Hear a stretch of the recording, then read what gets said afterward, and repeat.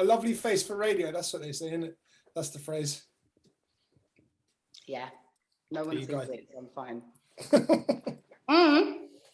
I say that, yeah. There's this guy, this pap guy that comes every fucking Friday. Yeah. Today he's like, oh, what did he say to me? He was basically saying, because I was like, oh, I'm only going to be in tracksuits every Friday, so I don't know if that's even interesting.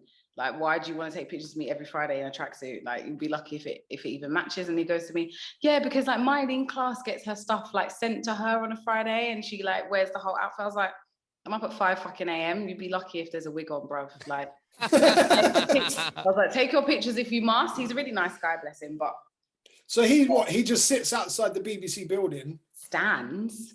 Oh, okay. He stands outside. Stands, Dubl. Come on. It just takes photos of the presenters just walking in. Yeah, and then does like a sexy caption like, so and so comes out in da-da-da-da. He took one of me last week. If you lot, like, it's the worst picture I've ever seen. These paps are hungry, man. You need I'll be honest, I didn't even think that was a thing anymore. This is the picture. Look at the pose. Oh, you posed for him though. You're mocking the pap guy, man. You took time for him though. Oh, what, my eyes are closed. That is a fucking liberty. Look at, like, this is all you're getting. So yeah, he took another one today. I don't know what he's going to do with it. They hang around outside the studio every morning, yeah. 5 a.m. Yeah, out downstairs, not the studio. But the dedication. Well, to be fair, I walked in with Vanessa Feltz the other day, and she really put my 5 a.m. wake up like excuse in bed because she looked fucking fly. Oh, I was about to say, how does the morning routine look now? Getting up at flipping 4 or 5 a.m. every single morning. Forward roll out of bed. Is it straight up and out? And then into the cab. Like, there was no routine. I'm mad lazy in the morning. I should have a better routine. I just can't be asked. No, I hear you, man. Especially you got, what time do you have to be at the station for now in the morning? What time's your show start? 7, 6? Yeah, we've changed hours for COVID. So I'm up at 6 now, like 5:45, which is fine. Okay. It's a lie in for you, isn't it? 5:45 is fine. I probably went to bed at that time this morning, man. Oh my God. Yeah, you was at the station at 6 to start your show before, right? Yeah. Whereas now, getting up at 6 is nice. Like, not getting up at 6, but like 5:45. I get in the cab at 6:15. I take my hat off to you, man. I think at the start of lockdown, I flipped my routine around, obviously not being in the clubs, and now I've slowly just drifted back into going to bed at 5 a.m. again. God. I don't know what's going on. So getting up at 6 o'clock. So what time do you wake up? Today about 12. Is that bad? Yeah. Is that bad? Funnily enough, if you said that this time last year, I'd be like, that's pretty standard. Yeah, it's not, that's normal, saying it now. It's normal DJ life, that, bro. Saying it now, it does feel weird. No, I was in the studio, man. I was in my cave where I am now. So why don't you cave in the daytime? I don't know, man. I just feel more productive in the evenings. It's not the same. It's not the same energy when the sun's up. I'm better. I work better at night. If I do a night shift in the studio, I'm way more productive. Yeah, same, man. It gets to like 10 and I'm jumping around the house and my missus is like, go to the studio, get out my yard so I can relax. Cause yeah, I get pretty hype in the evenings, man. I'm the opposite. Yeah, I'm not surprised. You ain't got a choice now. Yeah. No, but I always was like, I feel like even when I do DJ sets, I'm always like, yeah, can I have like before 1 a.m.? Okay. I'm annoying. I actually quite like being an early DJ. That's why Box Park works for me so well, because it's like, it's early shit. Yeah, we always have this conversation, and the warm-up sets are always the more anyone can play the bait like party songs, in it. I feel like the warm-ups you get to express yourself a little bit more and actually exactly. It was a good training ground. It was a really good training ground because you've got to fucking work to get people up. Like, you to DJ from 8 till 10, like that is hard fucking work.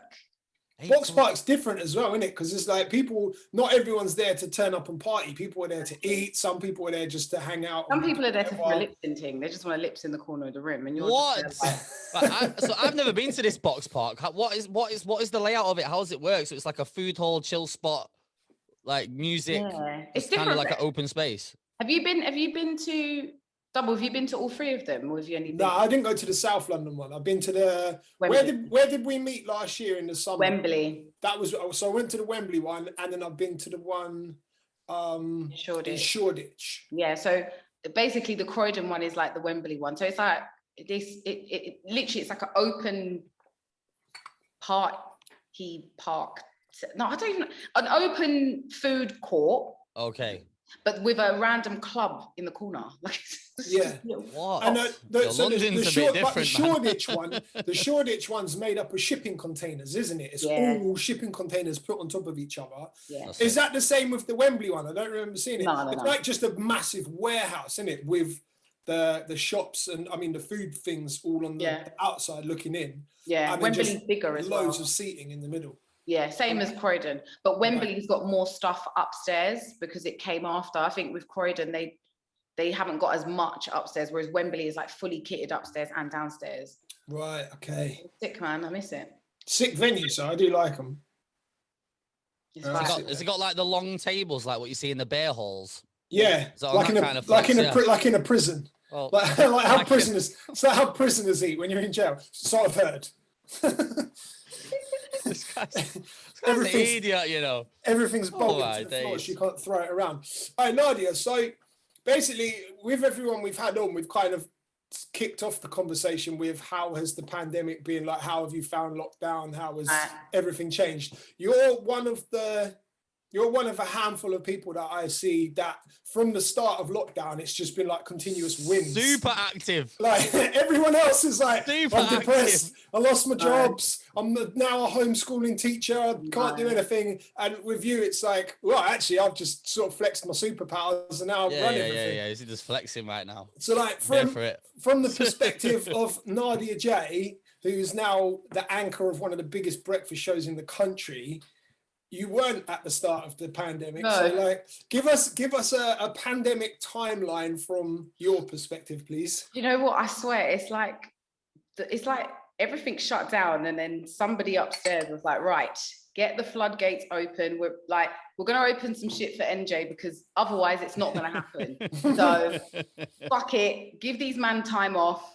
Yeah. The gatekeepers have gone for a fucking drink and they've let me come along and be like, right, I'll have this and I'll have that. Okay. It's so weird because so when the pandemic started in the March, I took 2 weeks off because I was ill. So I had like, I think it was strep throat or something stupid like that.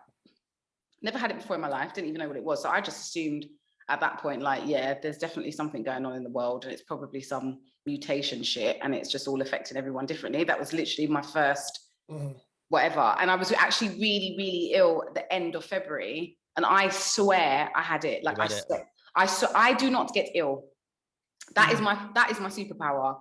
I don't get ill. It's just not my thing. I just don't never. I swear I was having the worst flu. I remember having to have 3 Lemsips a day to work because I was doing weekend breakfast and I was doing Box Park Love Island. This was at the end of the Love Island season. And we were doing and I remember losing my voice and thinking, I don't even lose my voice. You know when you're young and you really want to lose your voice and have that croaky voice? You remember that? Do you remember in school you just wanted to have a croaky voice? Something I always wanted as growing up as a child. Fucking dumb. That and asthma. Sorry, I'm just being honest. I always wanted asthma and I always wanted to lose my voice. It was so dumb. But anyway, and I lost my voice and I remember hearing it thinking, there's an actual frog in my throat. Like, what the fuck is going on? I was really, really ill. Anyway, so I took 2 weeks off work and then I came back and then where One Extra changed all the schedules, Dottie was having another baby and it just was a bit orcs for her. So she started to drop the Fridays out. And then, I don't know if you know, but Radio 1 don't have a full week like that. Greg James used to do Monday to Thursday. Okay. Right, okay. Dot was trying to mirror that. Plus it was COVID. Plus we didn't know what the fuck was going on. And her wife was pregnant. It was just all mad. So yeah, I picked up the Fridays, but I thought it was just meant to be for a month. Like everything is I do over there. It's always meant to be like for a month.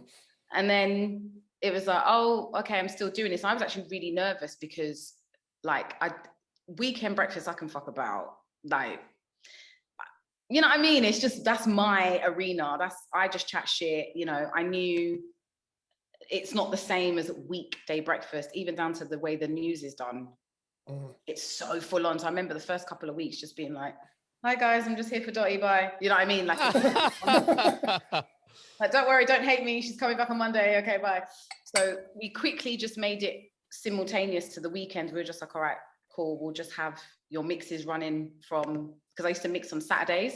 So we just used to play the Saturday before mix because it was exposure in there's a whole another set of listeners that have no idea I even exist on the weekend. Mm-hmm. Yeah. So yeah, exactly. So we did that for a couple months. Then, I mean, I knew what was going on in-house, but all of a sudden it was like, it got very, very fucking real because it was like, yeah, so do you want to try breakfast? And I was like, fam, I was just coming here to do a few bit. Like I swear to God, yeah, of all the slots I thought I was going to get offered, that was not it. Even weekend breakfast, I was like, isn't Mim doing this? Like it just spun me. So I was a bit like, okay. Like it was really weird. It was really, really weird. Anyway, so then we started doing it and I thought, let me just do some features that I've done already because I've covered Yasmin's show for the week before. I've done it with Ace. Let me just try some things and whatever. And honestly, my only thing was just don't hate me. Like I just didn't want anyone to hate me. Like, hi, I'm not Dotty. Don't hate me. And then because you two are completely different personalities. So I guess when you're coming into a new spot, it's kind of like going into a club where a resident's been and a new DJ's stepping into new ground kind of thing. Like 100%. And also, that affect you? Huh? Did that affect you? Like when it comes to actually doing the show? Only when it was still her show. Okay. So when it's still someone else's show, like they don't want you. So why the fuck are you talking? Do you know what I mean? Like, so I just used to think, at least I'm giving them a mix. And then that kind of eased them in a little bit and it wasn't so bad. But the moment, the news had gone, that Dot had left and all the rest of it, we're talking a timeline of, so we're talking March to August. So March, April, May, June, July, August. So within 5 months, I'd gone from weekend breakfast to doing 3 days a week to doing 5. It was mental. That's sick. Yeah, got the fast track. It was, like I said, the gatekeepers were on a fucking smoke break and said, right, you do what you're doing. It felt really wild. It felt really wild. And then I'll be honest, for a long time, I was like, bruh, can I even do this? This isn't what I wanted to do. I didn't want to do breakfast. And then where I didn't get the slot straight away, a lot of people were DMing me every single day. It's like, how come you haven't got the slot? Dotty's already gone, blah, blah, blah, blah. And I'm like, I literally don't know if I can do this, like, as in physically do this. I don't know. Like, it was weird. It was just weird. Is it a lot of hours to broadcast as well? Like, how many hours, how long's the show? Is it 3-4 hours? 4 hours. So it's a 20-hour week. 20 hours a week. Yeah, it's a lot of hours, that, isn't it? It is a lot of radio hours, but it was as well, on top of all of that confusion, it was like, everyone is in the shits right now. All my DJ friends can't work. All my radio friends can't even come into radio. And here I am like, hi, I'm doing 3 days. Now I'm doing 5. Every day I see her jumping in a cab, on the Insta story, in the studio. It's like, I thought, what country is this girl in? Because we all need to be there. Right. And then I go on fucking holiday. And I just think it was just like, what the fuck is this girl doing? Like, what magic is she banging? Because why does she get to do? And I think it started to affect me because I was thinking, do I change who I am? Because I do this on socials. I'm exactly the same person. I just, you always see me on the grid looking one way, and then in real life, I'm just a piece of shit doing nonsense in the studio. And I didn't want to not be myself just because the world had gone to shit. Because I know how I felt watching other people's stories that were still quite happy or okay, or just seeing how everyone was adjusting. I didn't want to not celebrate the win almost, but at the same time, it was like, I got to the point where I was like, how many more fucking announcements am I going to do? Like, I actually didn't post my own announcement. Oh, really? What is it? What, because you was like scared of kind of a bit of a backlash from people? Oh, cheers, we're having a shit life and you're celebrating. No, because of the anxiety. I should explain it really. So because of the condensed career track I've had at 1Xtra, obviously you know me, so you know how long I've been doing whatever. The movements I've had at 1, I've been there 2 years. Wow, really? Not long. 2 years I've gone from a 1Xtra resident to doing the breakfast show. Oh, okay, with the residency, yeah. So I'd had to, first of all, you're not going to know this, but when we did the announcement for the residency, I knew, obviously, everyone's in the group chat chatting as normal. You can't tell anybody. No. I remember you saying about, especially about breakfast as well, like, it's that you wish you could have said something, but you couldn't. It's horrible. So I'm waiting to become the chat of the group chats in every single group chat I'm in. So then you see your picture and then it's just, that's it. It's just like the world's gone mad. That was the first announcement. I was like, all right, fine, I can deal with this. Then 8 months later, I started doing Sunday shows. Second announcement, the anxiety's back again. And it's great because it's all love and it's all positive, but it is a lot to keep receiving in a short space of time. Then it was weekend breakfast. I was like, okay, I can relax now. We're all done with announcements. Oh no, the gatekeepers are like, oh. Save the best to last. And keeping it secret. And I mean from like producers, people I'm good friends with, and I'm like on edge. I knew about this from November. Right. So was there a lot of people inside One Extra that didn't know and that you couldn't speak to about it? Right. Okay. So it really was kept in the box. Yeah, holding that under wraps, mate. I would have been so gassed. I don't know if I could have held that one down still. Horrible. Not for breakfast anyway. It's horrible. And then you have to deal with, obviously I told my parents, so all the excitement's there, blah, blah, blah. Then you have to deal with everyone finding out again, essentially. And then everyone finding out, and then other people finding out. And then you start the show and then people more find out. And it's just, I mean, we're in a pandemic. Do you know what I mean? It's a lot. It was a lot. I guess having all that work has kind of like allowed you to not fully tap into what's really going on because you're so busy. Like, has that helped like get through obviously the last 10, 12 months? Yeah, because not much has changed for me.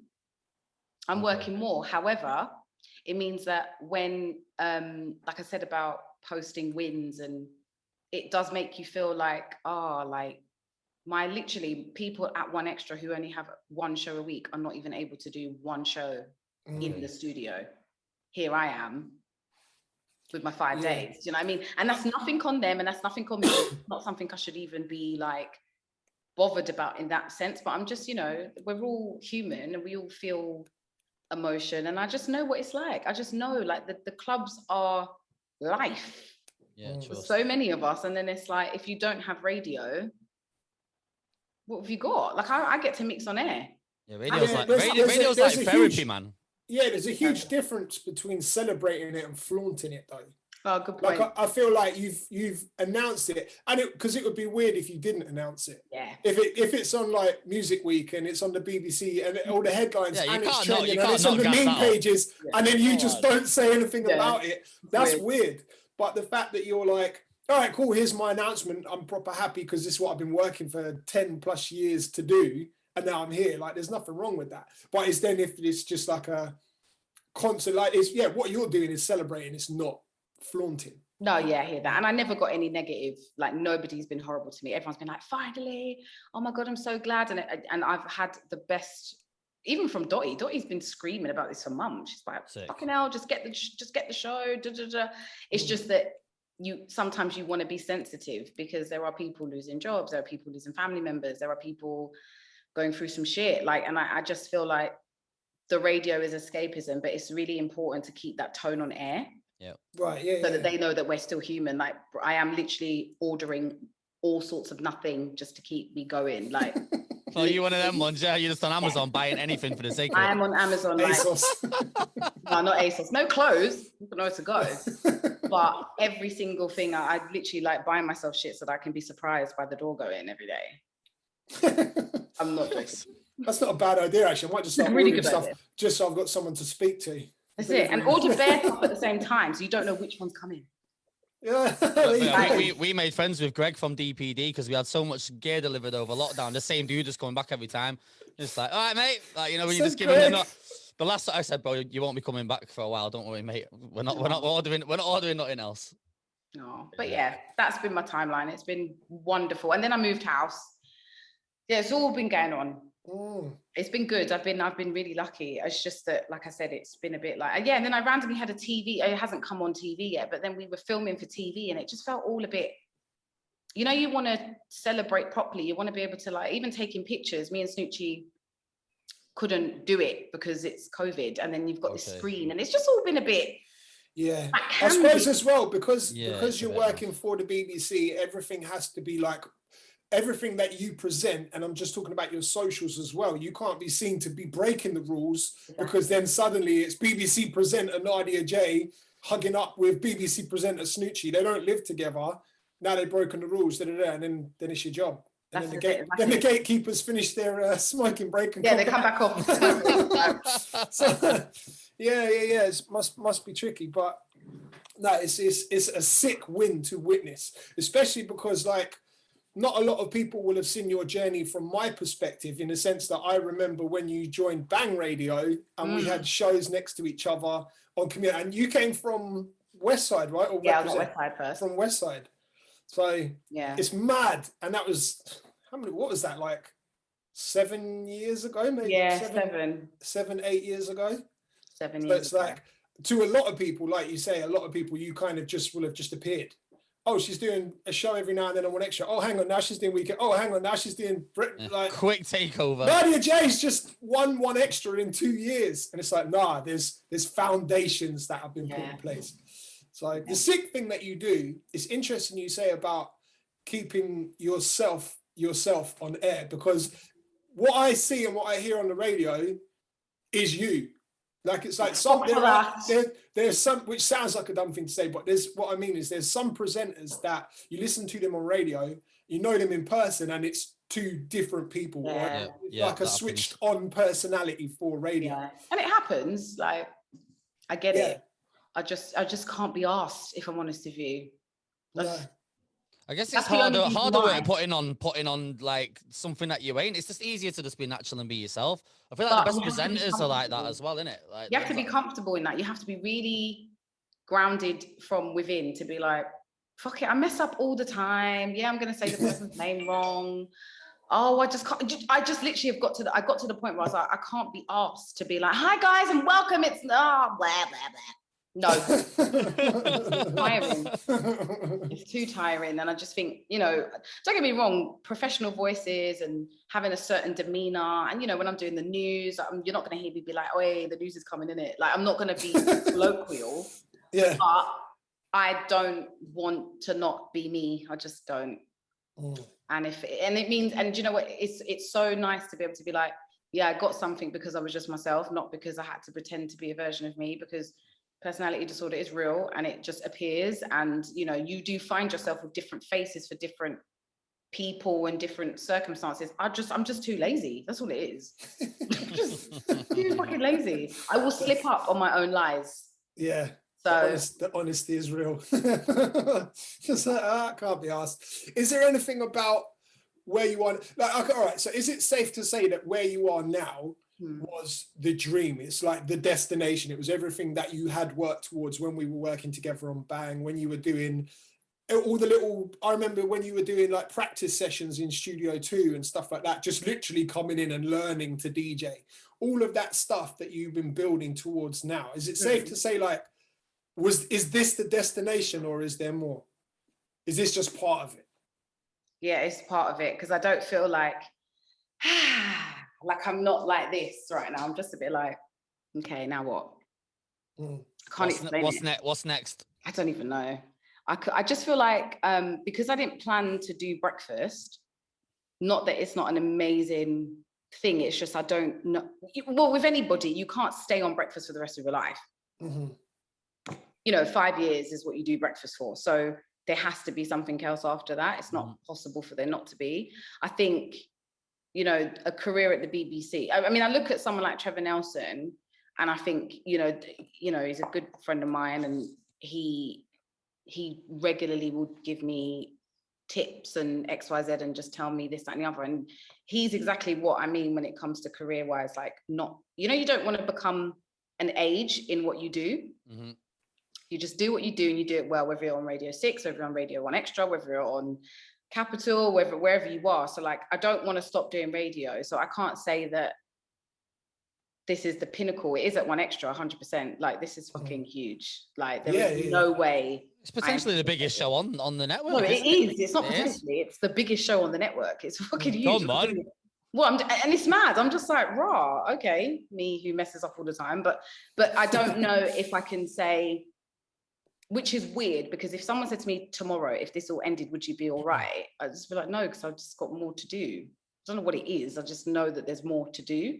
I can't put it on paper because I don't know. It's not like I'm like, I know in 5 years' time I want to be at da-da-da. It's not that. It's just I think it's just you know, when you love what you do, when do you stop? You don't want to stop DJing. You don't want to stop being a sick presenter. I don't want to stop. So yeah, I don't think breakfast is the end at all. Do you take time to, like, I know we've spoken about celebrating it online, but do you actually take time to celebrate it by yourself? Like, not by yourself, I mean alone, but I mean one man turn up. Offline. I mean offline, do you celebrate these things? Because I have a problem.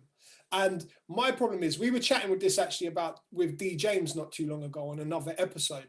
This is a problem I have, is I'll set goals, reach the goals, and when I've reached the goals, I'm already setting new goals. Yep. I'm not taking time to be like, this is sick. Look, you don't even absorb them most times, innit? Yeah. Sometimes I do stuff that 15-year-old me could only dream about. Do you know what I mean? That 15-year-old me would be like, there is absolutely no way you're going to achieve that. It would be incredible. And I've just, on my, I won't say day-to-day work routine, but there's a lot of stuff I do now that hip-hop fan me from my teen years would be like, this is sick. But now I get to it and I'm just like, cool, I'm here, what's next? And I don't sit and properly celebrate. I don't bask in the glory of what I've achieved. Are you the same as that? Is it like, right, I'm on breakfast, cool, keep it moving, having a great time, 100%. But plan. Next. Not even next, but like, you have to understand that as a woman, we are not allowed to just be mediocre. Like, you can't just be like, what am I doing? In the nicest way possible, I can get replaced. There is no time to be basking in anything. You need to just get very fucking sick at what you do. Real and talk. You keep getting more sick. And then I'm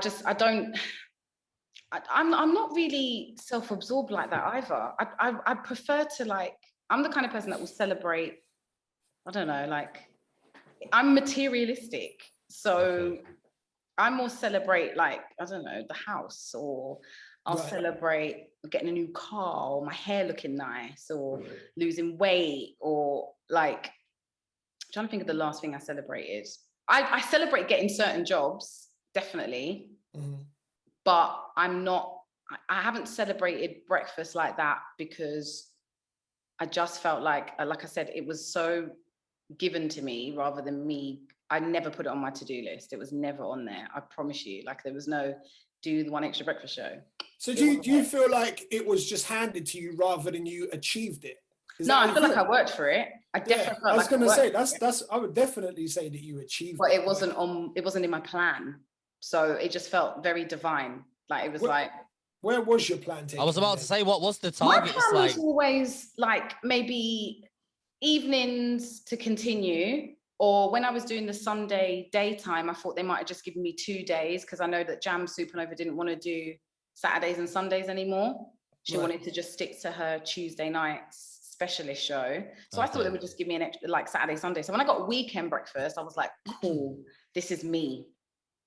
This is my pinnacle, because I thought Dot would be the spearhead of the show, and I would mirror that and try and get the numbers up for weekend breakfast and make that the black girl moment, like, and I've known Dot for years, so it was beautiful. I was sharing it with my friends. That's what it felt like. So I was gonna ask you two went to school together, right? Yeah. I've known her at college. Like, I've known her for a very, that's very long time. Sick. That's sick. But it felt like that. It felt like, oh my God, look at us. Like,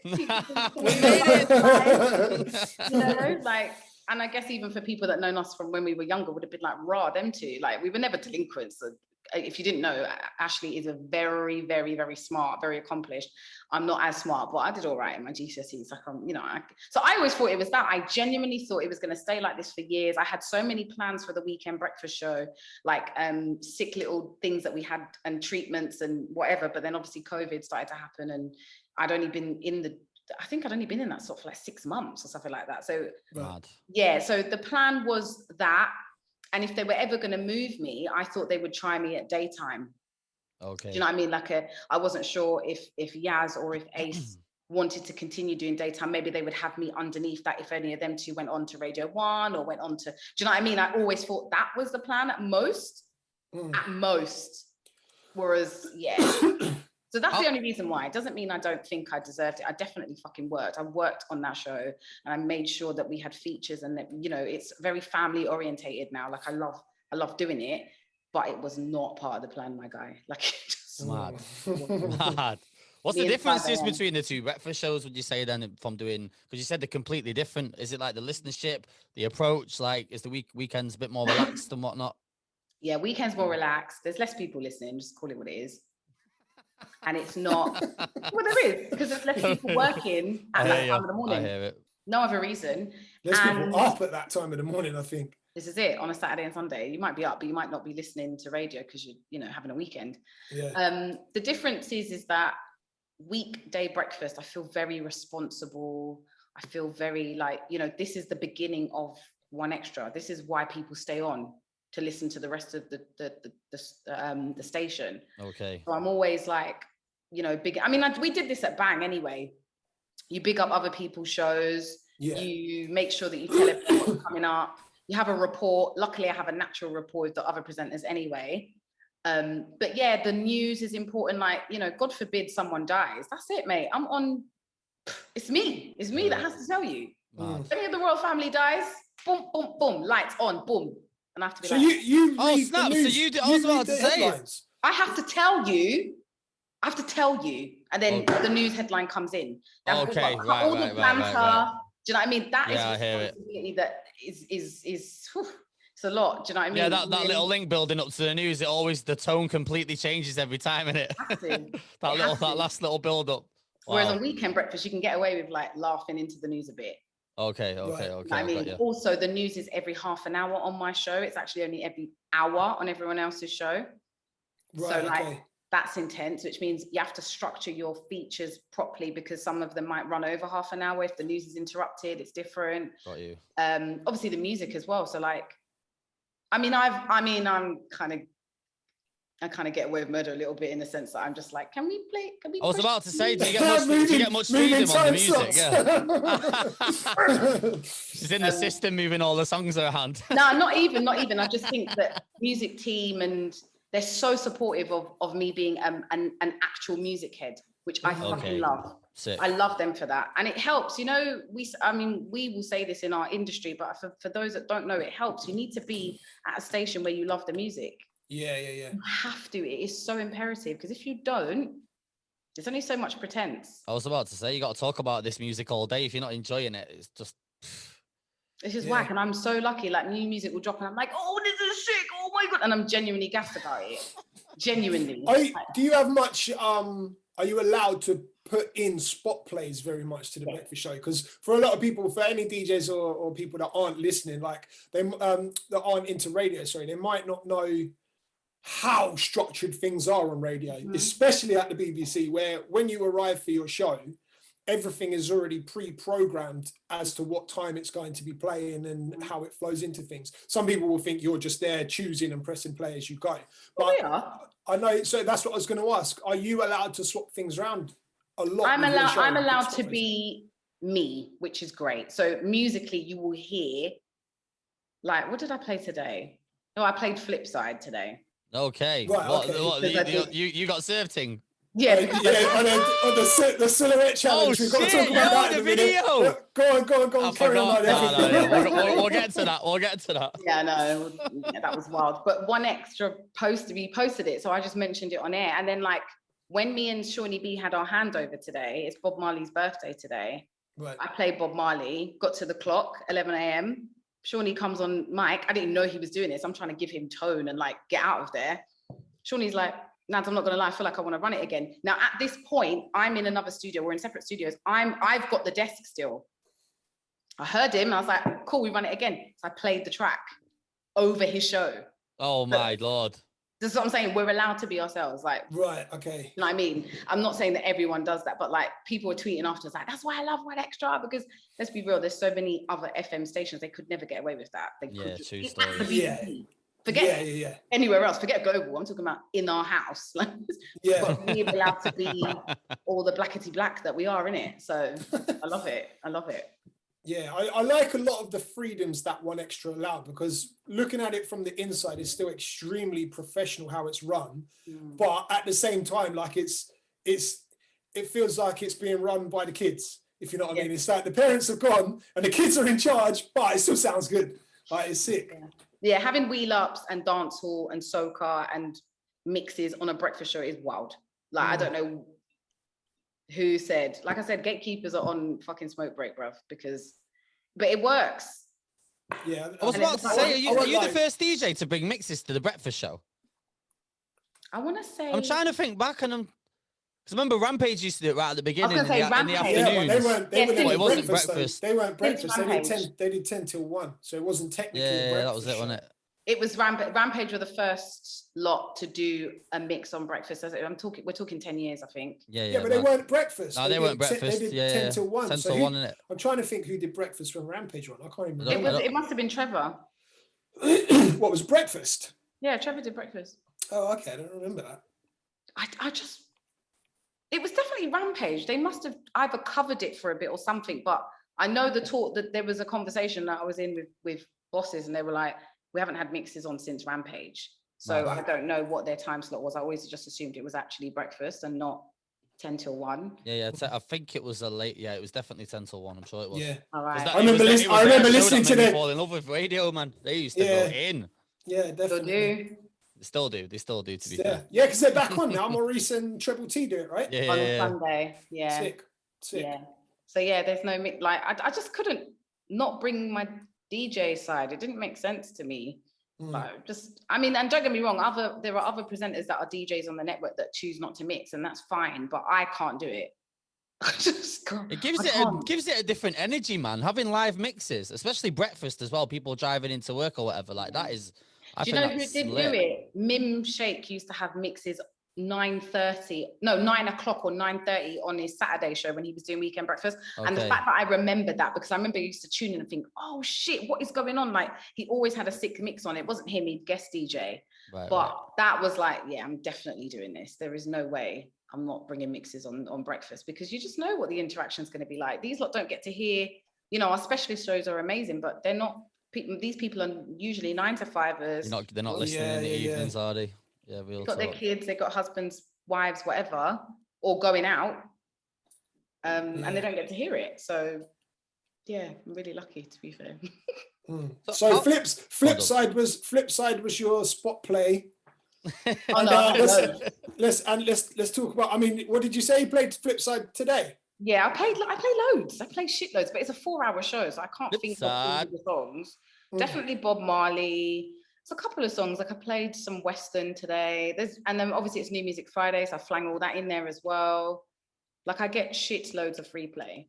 I'll give you. That is good that you got so much freedom. Shitloads. Like, I can just be like, what? But like I said, I'm at a station where I love the music, so my free plays reflect what is current anyway. Yeah. So, do you know what I mean? It's an easy job, man. Hand in hand. So let's talk about your silhouette challenge. This guy's sick, No, you know what I wasn't expecting that, I'm not gonna lie, that shit it went off. Because as soon as I saw it, I was just doing like everyone does. I think I saw it on Twitter, not on Instagram. I think I was on Twitter where I saw it. But not long before that, I'd actually seen a video where a guy was basically like, yeah, all these girls are posting this stuff naked. Don't you realize we can just take the red filter off? And then, so I'd seen your thumbnails come up and I thought, oh no, Nadia doesn't know about the red filter thing. And then when it dropped, I was like, oh, sick. But you were the first person I saw do that, but I've seen other people do it to that since. Yeah. Were you setting trends there? Have you started a thing? Someone added me, some boy that's a dancer added me and was like, yeah, Nadia's a goat for this. I was like, we all know the song. Like, why? It's the little knee slide thing with the hands Oh god! And then you put the clip of the you film nailed in it, there, man. Didn't you? I had to. I'm a context girl. Do you know what I mean? Context, I had to put the context. Do you know what it was? I literally was just bored. I was like, I want to do some sort of challenge because I don't really partake in them, and I feel like a lot of people don't know my personality on the grid. If you watch my stories, you're not going to see I'm a clown in it. But I was just like, let me just do what I would do. I promise you, I even got the dance wrong. This is how quick it was. I did the first bit and my sister was here and she was like, what are you going to do? And I was like, I think I'm going to do it. And then go into like my favorite scene from You Got Served. She was like, yeah, that would be sick. That was all I thought of it. I didn't even think. And then this is how unprepared I was. So I was getting ready to go to my mum's for Sunday lunch, because obviously we all live the bubble in it and we all live together. Well, I lived at my mum's house a month ago. So my mum actually only lives 5 minutes down the road from me, yeah? So my sisters come to my house in her Tims that I end up wearing in the video. They're not mine, yeah? I had a tracksuit on as per usual and a t-shirt.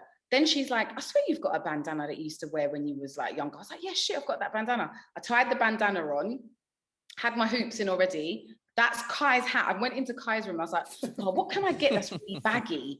Found his hat, put it on, found one glove, because kids just lose gloves, don't they? Put the one glove on, and I swear to God, we did it within 7 minutes tops. Yes. Tops, because I actually missed out a part of the dance. Only people that know the scene will know. If you watch it, you'll notice it. There's a part I missed out, but I was like, I'm not doing it again. Yeah.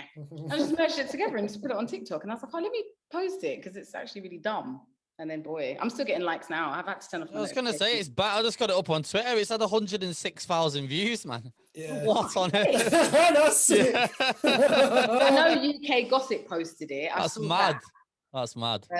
But on my actual Insta, I think it's actually the highest liked post I've ever had. Like, on Instagram, yeah? Yeah, 100% it is. I'm pretty sure it's on like, on 5,400 and something. It's mental. Social media is crazy now, isn't it? Mental. But yeah, it was funny. How are you with all these platforms, Nadia? Like, are you tapped in with TikTok and Insta? Like, nope. Yeah, are you on them like that, or you're not? Could you give it a take? Insta, I'm on it with stories. Snapchat, I just downloaded the other day because I wanted that filter for the TikTok challenge. I only went on TikTok so I could get the audio of that TikTok challenge. And I'm really shit with Insta posts. I just post sporadically. Okay. And I don't think anyone knows what I'm going to post. Like, it could literally be like me at work, or me deciding to dress up in the house, or a DJ set randomly in my house, or a TikTok challenge. I never do. Do you know what I mean? I don't think I'm very good with my socials, to be honest with you. But I don't think you can take it too serious, man. Some people read into it to, like, post at this time, and this time in the morning, this time in the evenings. You end up pulling your own flipping. I used to be like that with social media, and now just can't even. If I wasn't a DJ, I don't even know if I'd use it. I don't even post about my own show. Okay. Just can't be asked. You either tune in and you listen and you love it and you get it, or you don't. Sometimes if there's really good moments, I will, but yeah. I feel like for you on that level now, you've surpassed having to post about your own show. On community stations, you have to post and tell your fan base and build your fan base up and get your experience. And even to a point that we were out there tweeting every single song that gets played. Yo, listen, like, bro. hashtag now playing, click here to listen, and all of this stuff. We're putting click here to listen, and it's getting retweeted like 2 days later by the artist. Community radio grind, This is the thing, bro. This is why community radio is the best, bro, because you get, like, if you get through to like One Extra Breakfast, all the pinnacles of it, and you have the teams around you and everybody's contributing, like community, you do it the hard way, man. So when you get to that level, it's a little bit easier. Is that fair to say? Mate, I'm not producing my own. Like, when I say producing, I am producing the content because I can't get my hands off things. Like, literally, my producer said to me day before yesterday, he was like, you know, you have a team of 3 people, right? And I was like, yeah, what does that mean? I'm not used to it. Yeah, it's mad. We used to clean our own mixes. We used to clean our own songs we want to play. We used to do every fucking thing. We used to do all the visuals, everything. So relaxing is actually quite hard. Yeah. It's really hard to trust that other people are going to do things at the level that you expect them to. Even at the BBC, like, who do I think I am? Of course they're going to do it. But that's mad. You just get in the routine of community radio, man. That's what it does to you. I really miss tweeting songs, man. You really was missing. I might start doing it, you know. I might start doing it for the old time's sake. For the nostalgia. It was hashtag now playing. Actually, I do tweet. I tweeted that I've got new music, and I tweeted what the songs were.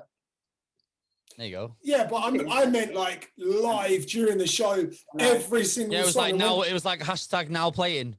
Bro, I was doing like 3-hour mix shows. There was like 100 songs in, like, at least 100 songs, like every boom, boom, boom, boom. I fucking missed that hashtag mid-morning with NJ. Mad.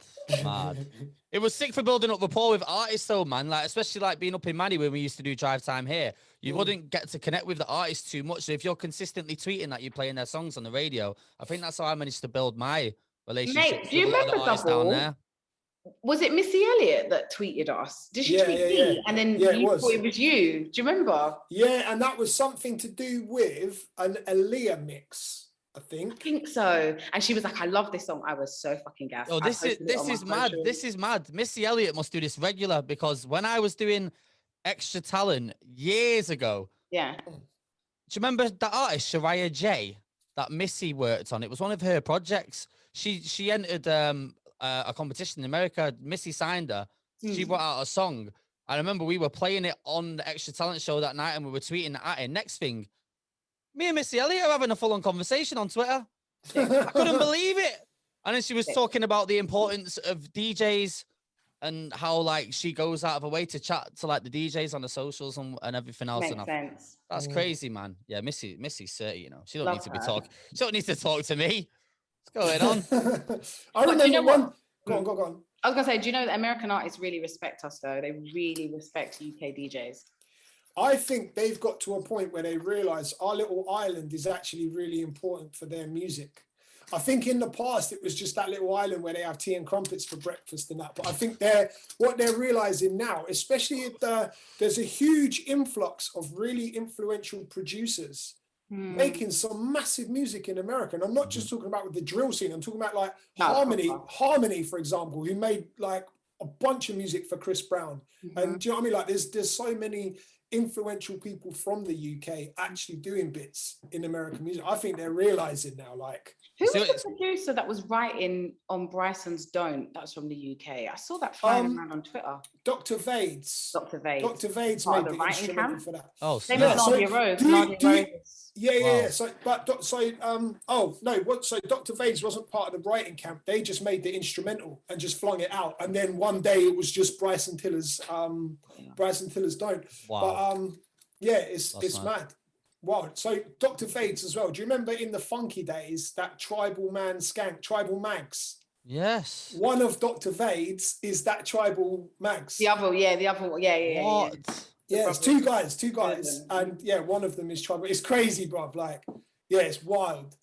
Absolutely wild. I feel like it's the other way around now. Like, I remember the UK artists would like did anything to just tap into America. I feel like it's kind of flip reversed a little bit where they really want to tap in with us now, innit? I played G-Eazy, Chris Brown, and fucking Mark Morrison. They've only gone and remixed Mark Morrison's Return of the Mac. I was like, what? I have not heard this. Yeah. It literally dropped today. We played it today. What? Yeah, crazy. Couldn't believe it. I was like, oh, we on the map. Yeah. Wild, isn't it? Yeah, that's mad. About time anyway. About time. Literally. Snap. No UK artist sounding American. We're not got the UK artist sounding American anymore. Well, you know, a lot of people never realised Mark Morrison actually was English. I saw it, and I think I wonder if this whole new Chris Brown and G-Eazy thing has come from last month. I saw like a bunch of really big UK R&B tunes from like the 90s were on an Instagram post, and the Americans were like, oh, I can't believe these weren't American. Mark Morrison was one of them. What was the other one? I want to say Soul to Soul. Probably. There's people in the UK that don't know that they're a UK producer. Yeah, and there was another one. But, I wish I could remember what they were now. But I reckon that Mark Morrison, Chris Brown thing probably has come off the back of that, because it was like a viral post. Oh, I wish I saw it. No, it's too hard to find out. These algorithms are actually starting to get on my nerves. There's so many things I miss. Yeah, it's messy. Yeah, it's messy now, isn't it? I don't. My friends don't even see my posts anymore. I feel like I got no mates on socials now, man. The algorithm's killing me off. Everyone's really funny with their likes. I'm not like that. I just like I like something. She's like this, like.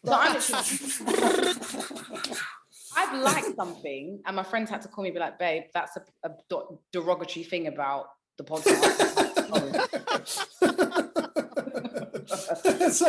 I love a like. Katie Hopkins talking about how she wished the country was fully white. Yeah, and DJs like,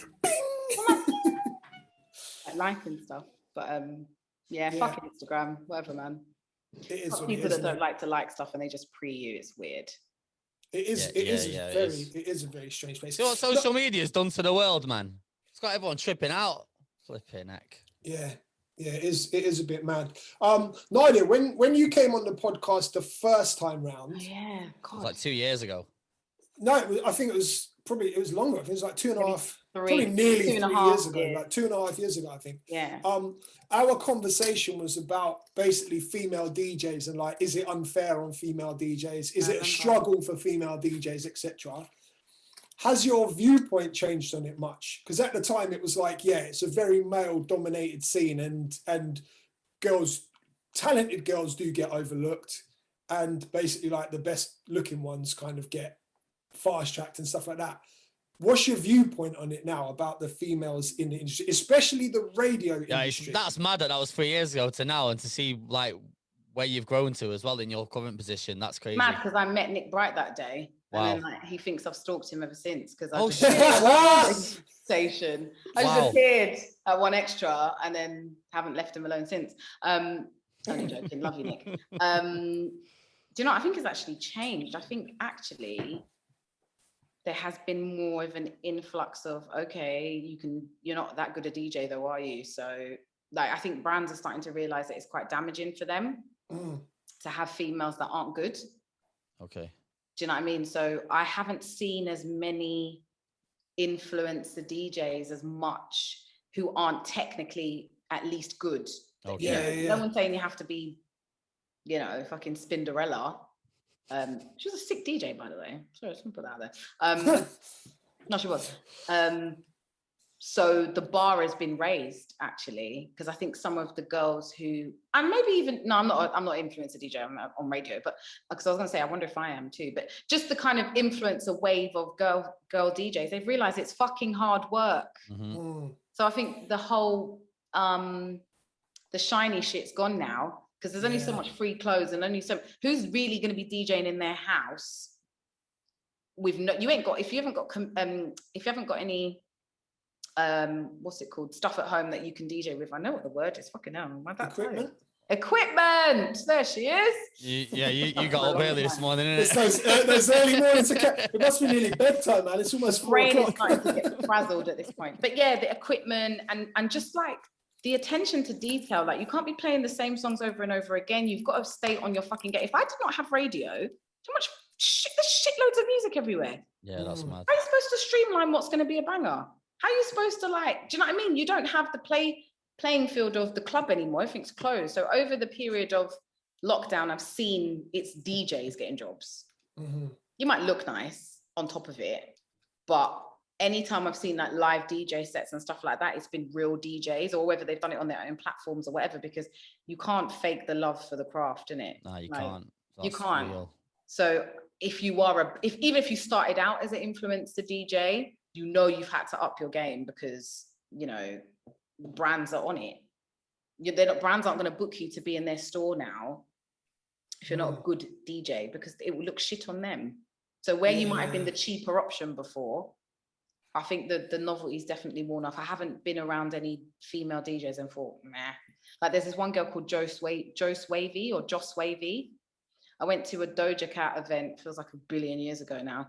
Doja Cat had a launch party for her album, and when I say this Joss girl was sick, and I remember thinking, because I'm a dancehall girl in it, so when I heard the dance, I was like, "The fuck knows about this rhythm?" I turned around and it was a mixed race girl, and I was so happy.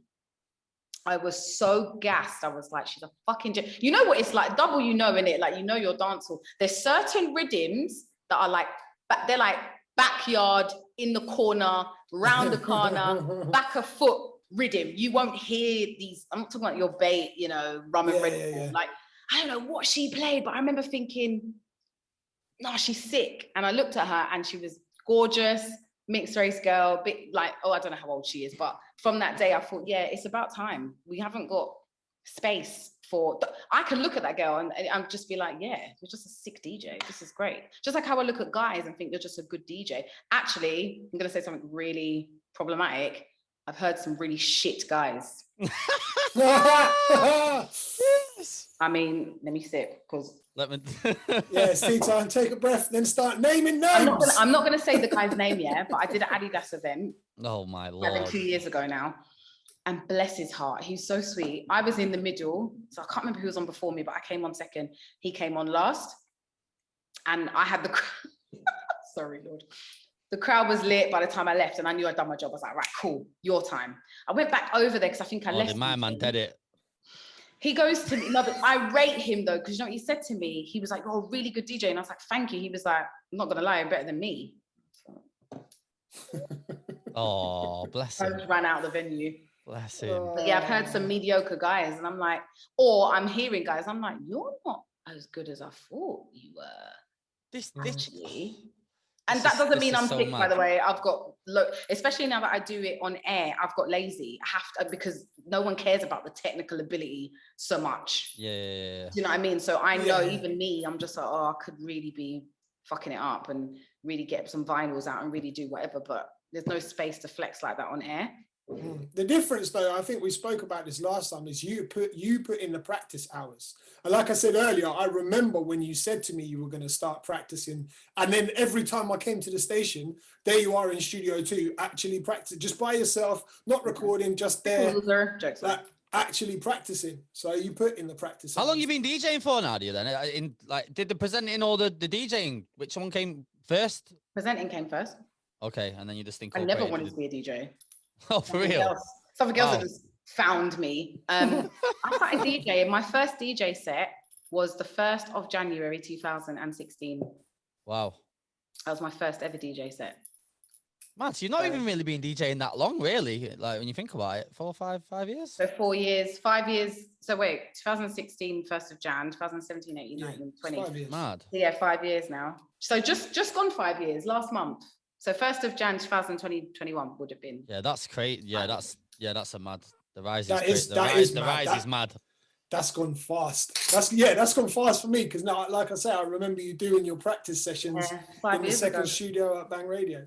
So the reason I asked the question about your opinion on the females in the industry, do you think the scales have tipped now in the opposite end of it? Because I feel like radio world is hugely saturated with female presenters now. Like, it's not saturated. It's just finally been balanced, and now we're not used to it. That's all it is. Do you think it's balanced? Yeah. You go and have a look right this second as to how many male presenters there are at One Extra and how many females there are. Actually, I'll do it for you. Yeah. Yeah, here we go. I want some stats right now. I'll do it for you, right? So just today, I'm not even going to do the whole week. Oh, that's my show. No one wants to hear my voice right now. Just today, yeah? So today, we'll start from me. So you've got me, female, 1. Shawnee B, male. Cyan, 1 female. Jeremiah Asiyama, Kenny All-Star, Sir Spyro. There. Now that's just today. Yesterday, me, Yasmin Evans, that's 2 females. Reese, DJ Target, Shawnee B. Right. And then Snoochie. It's just balanced. Right, okay. That's all it is. And then weekends, it's just pure man. I swear, Remy does weekends now, doesn't she? Yeah, so Remy's on there, but Nick Bright, Cyan, Target, Tiffany. It's just balanced. No, so that's more females on a Saturday. Well, it's not. Look at those, having it. Remy, Nick Cyan, Bright, yes, Tiffany. Cyan, and Tiffany. Then you got, as a man, Nick Bright. You've got Target. Oh, sorry, and Diplo. I forgot to mention Diplo. Oh, okay, right. So sorry, my bad. And then on Sunday, it's Dick Central, Trevor, David, Rampage, Heartless, 3 Willies, One Extra Talk with Richie Brave, and Ace. There's no women on there other than Remy. So like I said, so you imagine that being all us gal. Me starting, then Yasmin, and then Snoochie, and then Cyan. It would never happen. Nothing against the man them. I love them speakers, by the way. We're reducing them to their body parts. But yeah, it's nothing. It's not. Heartless coup. There's 3 Willies. Rampage, they too. Accessible. But yeah, like, it's just because finally the balance has been tipped. That's all. That's all it is. When you break it down like that, I get it's spot on. It's just I think Dubl. Oh, your mic's gone. You've knocked the thing. All I would say is that there's definitely been a host of females getting it all at the same time. I would say that much. Yeah. I was about to say, because it feels like the the criteria in the last 18 months to 2 years. No, maybe not as far back as 2 years, but the criteria definitely in the last, actually probably the last 2 years. It feels like it's like, right, if you're not female, you're not getting a look in. And I've been quite vocal about this on the podcast because I feel, we can hear you again now. I feel like I was leapfrogged. And I was told by my producer at the BBC when I was doing Extra Talent that the reason I wasn't getting the show is because I wasn't female. Yeah, I got the same as well, man. So welcome to our world.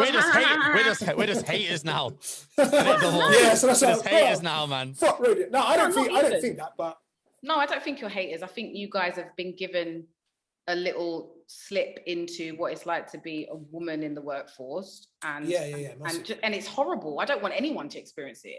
I'm not like, finally white men can't get on radio, or it's nothing like that, because talent is talent, whether it doesn't matter who it's from. So I'm actually a bit sad that talent doesn't speak before gender and before ticking boxes of what should be on air based on how we look. Like, that's not it at all. However, I'm very happy with the influx of women have been actually sick.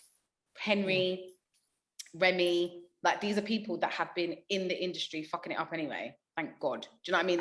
There's no one on air that I think, you just got this because you're pretty. Shouldn't be there. Yeah, I hear that. Or just because you're pretty. Do you know what I mean? Or just because you're buff. Like, I know.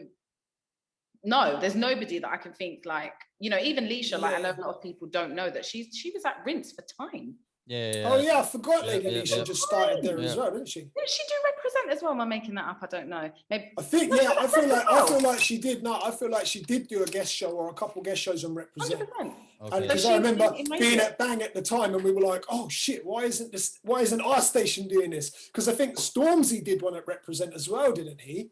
What?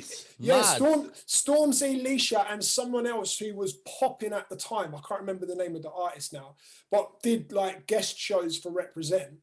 Then they had like members of the royal family flying through there, like Prince. I think Prince Charles went there or something like that. It was. And at our community station, we were like, why are we not doing this? No, the community stations in London are so sick compared to like what we have up here. Like, our setups are all wrong, man. Like, when I see how, like, Represent, for example, Bang, like, them guys just, like, it's set up for community. It's the levels are high, man. We kind of struggle with that up here. Like, hence why there's no radio output.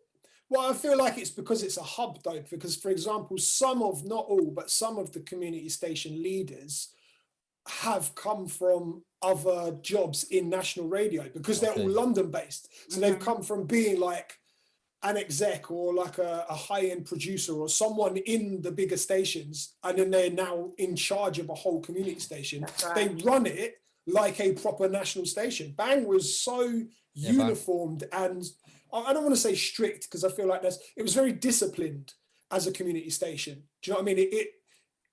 It was run in some aspects as it was a national station. I mean, in other aspects, it was definitely a community station. But yeah, just going back to what you were saying, Nadia, about the girls that are all on radio now across all the stations. So actually, I'll say I don't listen to Kiss, not for any reason, but I just don't listen to Kiss.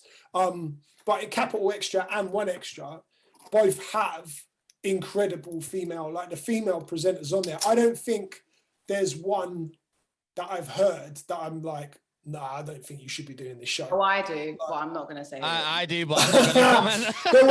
You know what? There was a not time. Getting involved in this today, Dubl. This is when I did have a bit of a bee in my bonnet, and it is around the time when I feel like I had a shot at One Extra, and a show was given to a female who I felt didn't deserve it over me.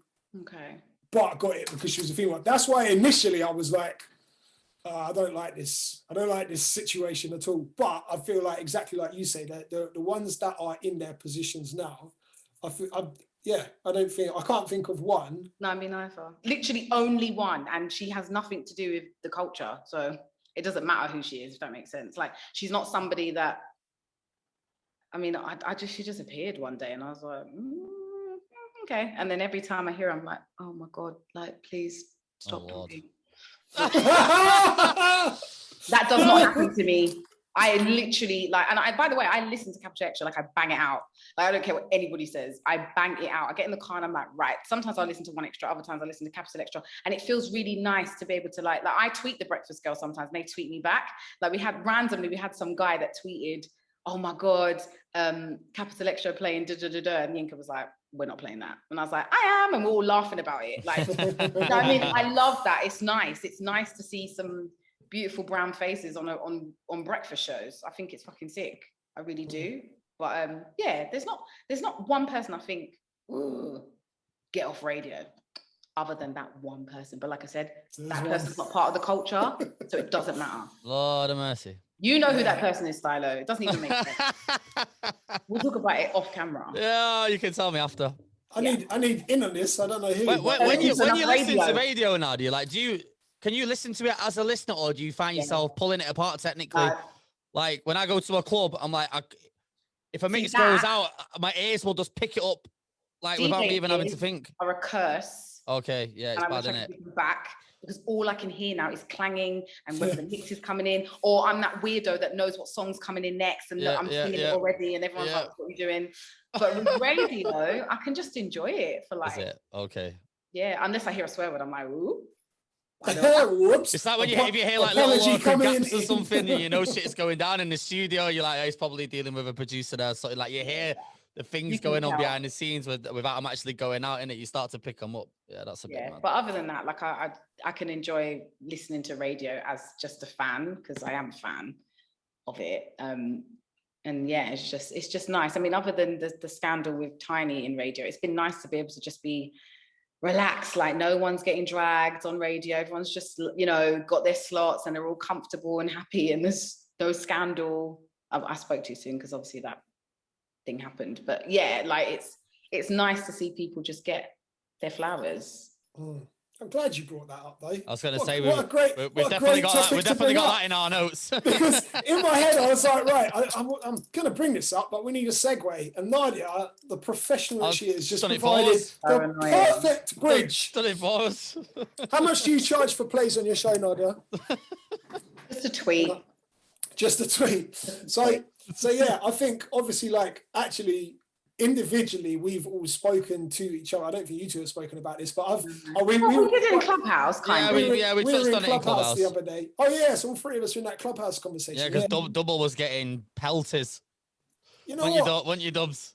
Well, yeah, it's an interesting. I think we were on the same page. Dubl, you was kind of doing your thing over there. I seem to be on a different page to everyone else when it comes to this topic, in a sense that I don't see a huge problem with what Tiny did. And for anyone listening, everyone knows, but Tiny basically, someone submitted a song, he emailed back and said, if you want it on air, you've got to pay me £200 and then I'll play it on the show. But put it in rotation for 2 weeks. And so it'll be on my playlist for 2 weeks. What the email did say was the song would need to be reviewed by my team. And so I interpreted that to mean it has to be a good song. Like the team has to approve of the song before this process goes ahead. So that kind of, for me, eliminated everyone's argument that, so you just have to pay £200 and any dog shit will get played on radio. Like, for me, it was like, no, that's the cost of the placement, but it has to pass the quality control. There was no team checking the songs though, bro. Come on, Dubl. You know better than that, bro. I do, but at this stage, that is irrelevant at this stage, because I'm just talking about initially, the email was very clear in the sense of, he said he'd offer feedback. That wasn't something he said he would charge for. He said, yeah, I'll give you feedback, but if you want it on air, here's the cost of doing it. And it has to go through the quality check. My team has to review it. See, I think that's even worse. Do you? Yeah, I think I would much prefer that he just played any dog shit and got paid £200 for it, because let's be real, that's the hard part about being a DJ, is playing songs in the club. How many times have you heard a song and I hate the fucking song, but everyone loves it? Mm-hmm. It happens all day long. Then the tune that you think is sick, no one gives a fuck because it doesn't pop. So actually, I think that's what incriminated him for me the more. So I was like, how are you just going to charge people for 6 songs? Bro, that's the easy part of the job. That's the best part of the job. That's the part I wouldn't need to get paid for. Exactly. When I hear a slapping fucking tune that's from some random email that's like 629@gmail.com, that gasses me. Found more the than gem, getting innit? Exactly, man. Thank you. That gasses me more than getting it from Mel Rudder and the, you know, person from Atlantic who's tidy it up and put it in a nice bow. By the way, don't stop emailing me the 6 songs. They're sick. I'm just saying, it really makes me feel 100 times better when I see that it's just a random attached song with MP3 still, and they might have just about got the money to get it cleaned professionally and to get it mixed and mastered professionally. Rather than why are you charging to play banging tunes? Bruv, your show does not exist if you don't have banging tunes. Yep. It doesn't. And that's what I mean. I think people are getting bigger than what they're doing. I know if music ended tomorrow, I'm done out here, fam. Yeah. This fucking house. Yeah. What am I going to play you? My voice for 4 hours. This is what happens. Ego gets in the way. Dick swinging happens. I'm just sad for Tiny because he's not the only one doing it. And he's the one that the first person that gets caught will always get the example made of them. There's probably hundreds of dudes out there doing the same shit, man. But like you say, if you get caught first, you take the rap publicly, innit? So, I mean, to add the disclaimer, it's not something I would do. It's not something. All right, payola. It's not sounding like no. Because I had to be very clear about this, because in the Clubhouse chat, someone tried drawing me out and said, "Oh, you do it." I've been offered money to, like, artists have actually messaged me and asked to pay me to put an interview on with them on the channel.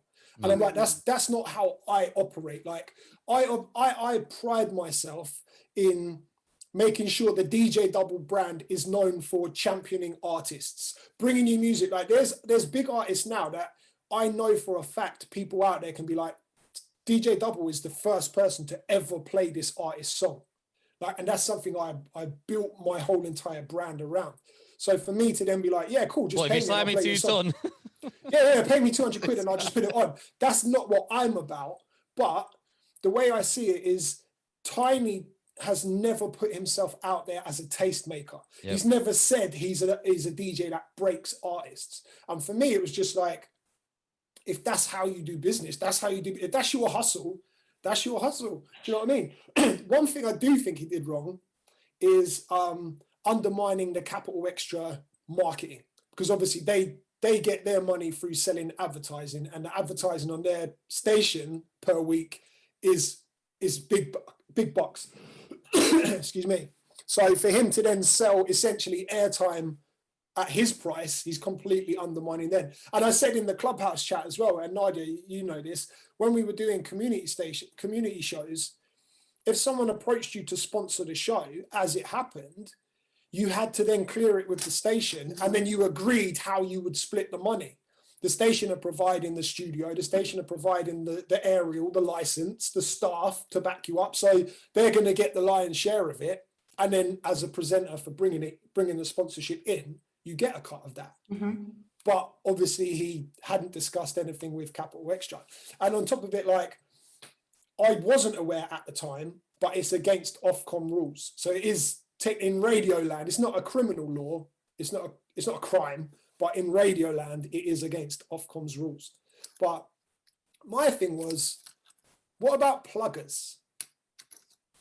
What about them? It's not the same thing, man. No. So what everyone seemed to be angry about. You're gonna kill me, yeah. Come on. What everyone seemed to be angry about. There was a lot of different angles to the argument I saw, but what some people were like, oh, you can't charge, you can't just pay and get on radio. But essentially, artists and labels are paying radio pluggers to get the songs on air or to take the songs to radio. The difference was with a plugger, it doesn't guarantee a play. But with Tiny's thing, it guaranteed it for 2 weeks in the playlist. Yeah, but the difference is that a plugger's sole job is to filter music to go on air. That's their service. They provide, right. The DJ's job is to play the music. You get paid by the station that has hired you to play the music. So play the fucking music or don't. You cannot charge people to play the music because you get Paid. He's getting paid to be there already. But that's it. But to me, okay. So to me though, I'm gonna put my light on. It just became like nighttime at 4 o'clock. Yeah. Yeah, it's getting depressing out here, man.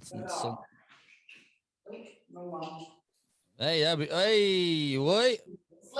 That was the switch for the awards cabinet on the wall. I know, innit? It's like lighting up the trophy wall. The radio awards, the trophy cabinet. But okay, so but this was another argument I saw is that people were like, but he's getting paid by Capital Extra. Mm-hmm. How can he be making money from the artist because he's already getting paid?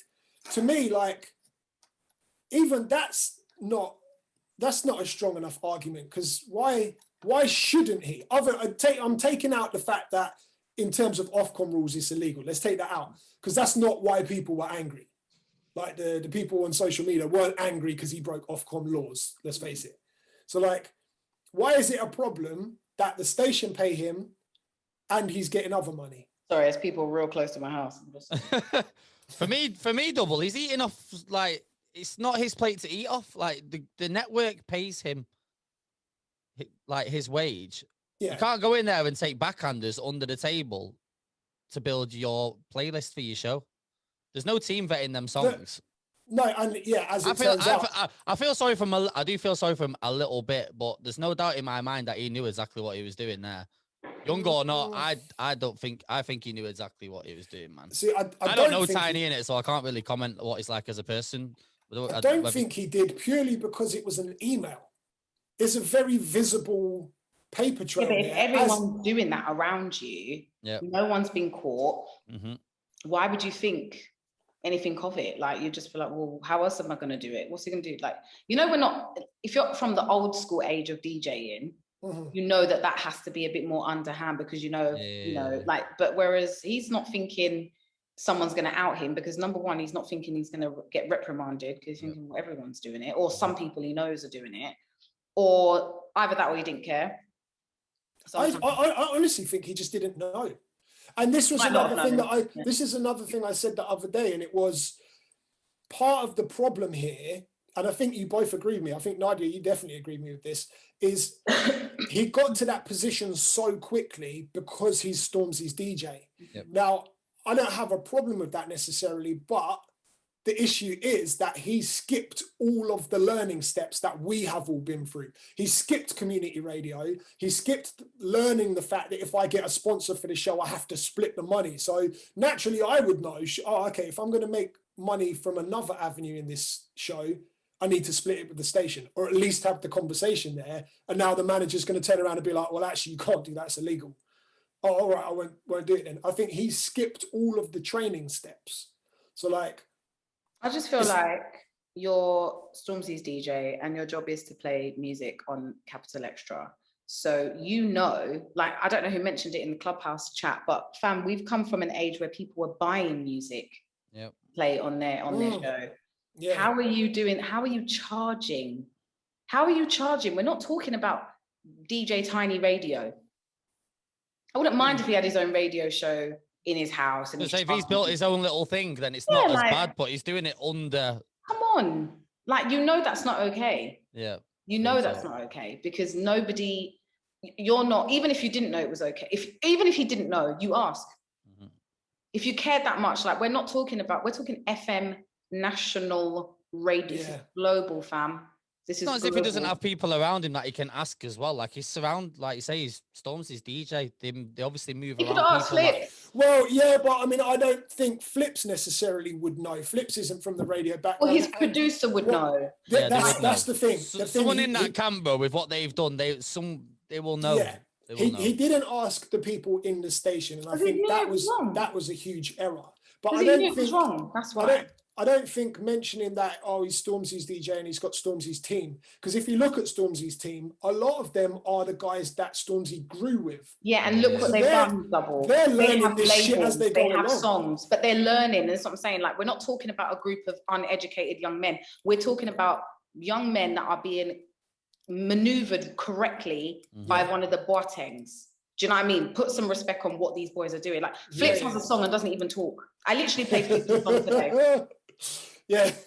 I was surprised he spoke in that clubhouse. I've never heard him speak. Yeah, before. I've never heard him speak before either. I was like, right. We're not talking about young kids either. Stormzy, what, 27? Yeah, big man. How old is Stormzy? 27. Stormzy even knows that the moves he makes have to be calculated, whether he replies to Chip or not, whether he does this and this or not. Even his reply to Wiley, that was executed incredibly well because of the people that are around them. Real talk. Tiny, for whatever reason, you just did what you were doing, innit? Cool. But the way that 2020 and 2021, its ugly sister is set up, is that when you get caught for things, it's gonna be like karma is moving very, very mad.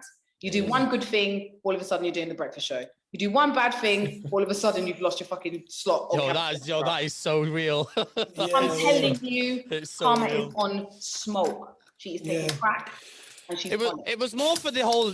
I think we actually agreed on this. It was the whole like the integrity of a DJ in general is all in question when you start taking £200 backhanders for songs. Like we all came through building shows where, like you say, finding the next gem or digging a song out of an email. Like that's what we get gassed off. Like that. Yeah, but the difference is he is not we.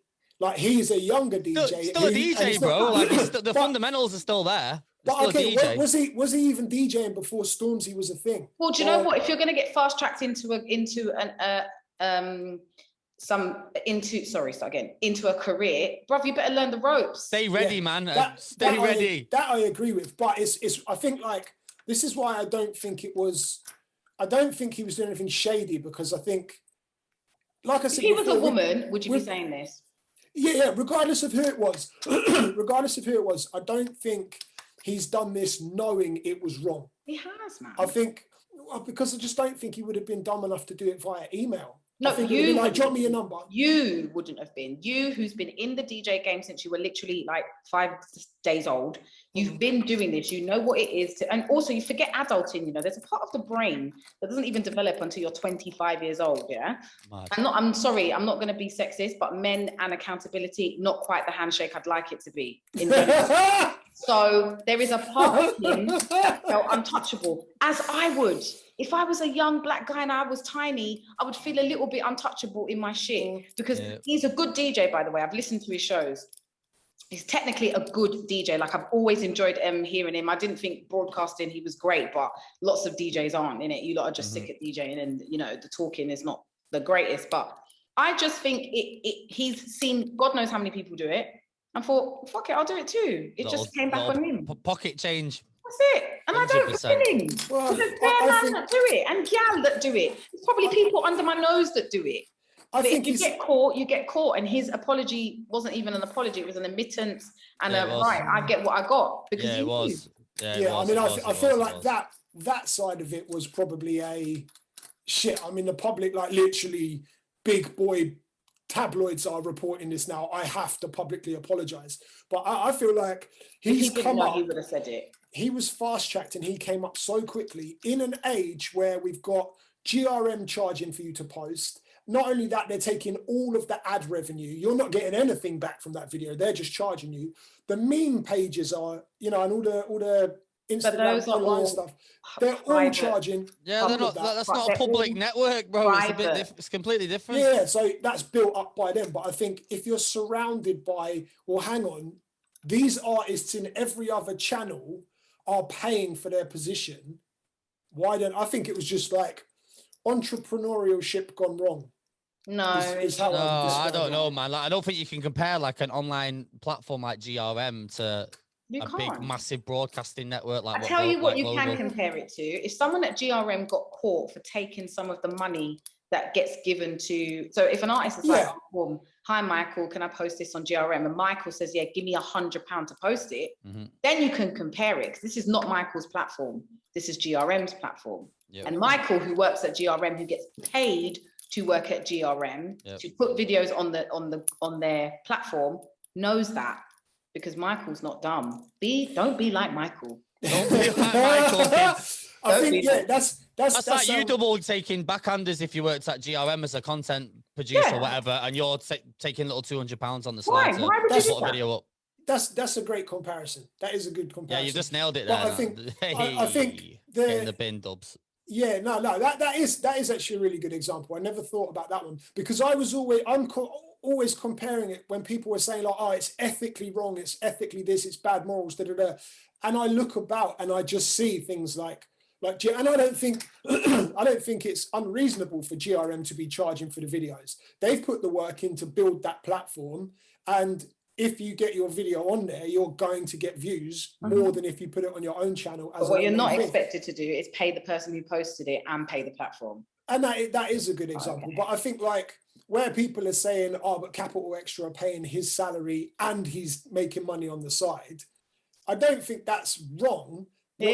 What's wrong is he's taking the potential for Capital Extra to make more money. No, because let's be real, him taking £200 from every person he's playing is not doing shit all to Capital Extra. No, nothing. Yeah, but ethically, that's wrong. Yeah, but not monetarily. Yeah. It's got nothing to do with money. It's just like, hang on, we're paying you, bruv. Why are you getting paid to play songs when we pay you? And even Flips even said it. He's like, Tiny, he's not struggling for money. Like, Tiny's good. He's probably the most well-paid DJ in the room. Trust me. Yeah, but that's what I'm saying. I think it's just he popped into the chat, man, and then got off. Yeah. he came into the chat, got put on stage, and left. Bro, there's no way I would have been coming in there and speaking. That group was a bit brutal. You know what? If he didn't know what he was doing was wrong, he would have come on stage and spoke. Yeah, I agree. You know maybe. But he might definitely, bro. Come on, man. You come out and speaking. But he might have come in the room and thought, you know what? There's no one in this chat that I need to justify myself to. I'm out.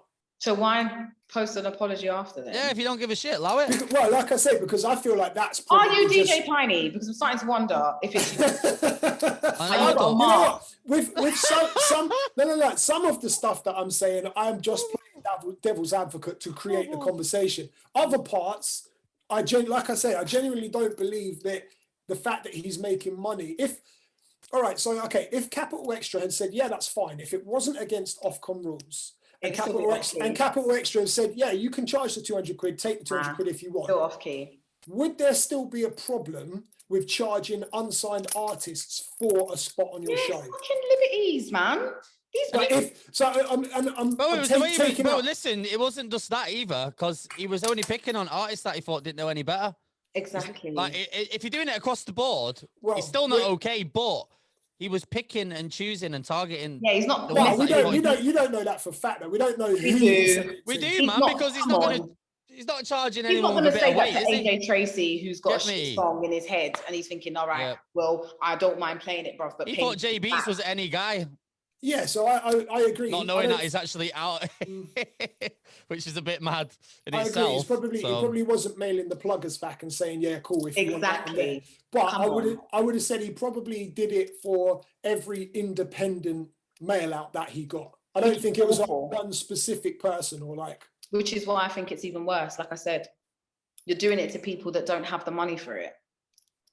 But okay, so but these people, artists are struggling enough as it is at the minute without being able to do shows and everything else. So like to be picking on the ones that are at the bottom of the ladder trying to break through, they're the ones that are getting targeted. I think that makes it even more wrong, in my opinion, personally. Do you think they should be entitled to radio play then, just because they're struggling? Because a lot of artists are struggling. No, just make the song bang. If the music's good, then it deserves to be played. Like none of whether they're coming up or they're struggling or whatever, the music has to talk, innit? Look how many artists are being broken right now. Like just off, like we literally played Peng Black Girls, Any, and it was introducing track of the week, and then boom, sick, gone, boom. That's what radio stations are there to do. That's what DJs are there to do. We're there to break artists so that when they're on stage. And, you know, Western are collecting their mobos. They're thanking people like Bang Radio and Amanda Starr because they were the people that put their songs on playlists when they didn't even have a fucking name yet. There you go. That is the point. Not, oh yeah, but on Amanda because she made us pay £600 to get a... What? Come on, man.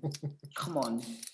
I think the artists kind of lost that networking with the smaller stations and just trying to go for the bigger plays straight off the cuff, or they just go straight to the one next to the radio. I don't think so. I not really happening as much locally. At represent, I see big artists at Westside still. Big artists maybe, but I think a lot of grassroots artists now do skip the community station thing. I think they're not trying to get. So they're building locally first. They're not trying to get the premiere on the Beat London's drive time. They want that Targo embargo. But that's because a lot of your community radio station DJs and presenters are now at bigger platforms and bigger stations. So when I'm like, for example, Tiana Major 9, she was our artist at the Bang. Do you know what I mean? That was our artist I booked and paid whatever for her to do. Like I remember booking her for a CR&B event and A&R came to see her. Do you know what I mean? So why is that who she's signed with now? The same A&R? I don't know, you know. Oh, imagine that. Imagine that, NJ. Also, I want a slice. Well, I didn't know what I was doing then, innit? But yeah, that's the reason why you've got, and also community radio station superstars, they've kind of like dwindled out a little bit. Like I feel like I don't know, you know, before you used to know like Rebecca Judd's at Westside, this person's at this.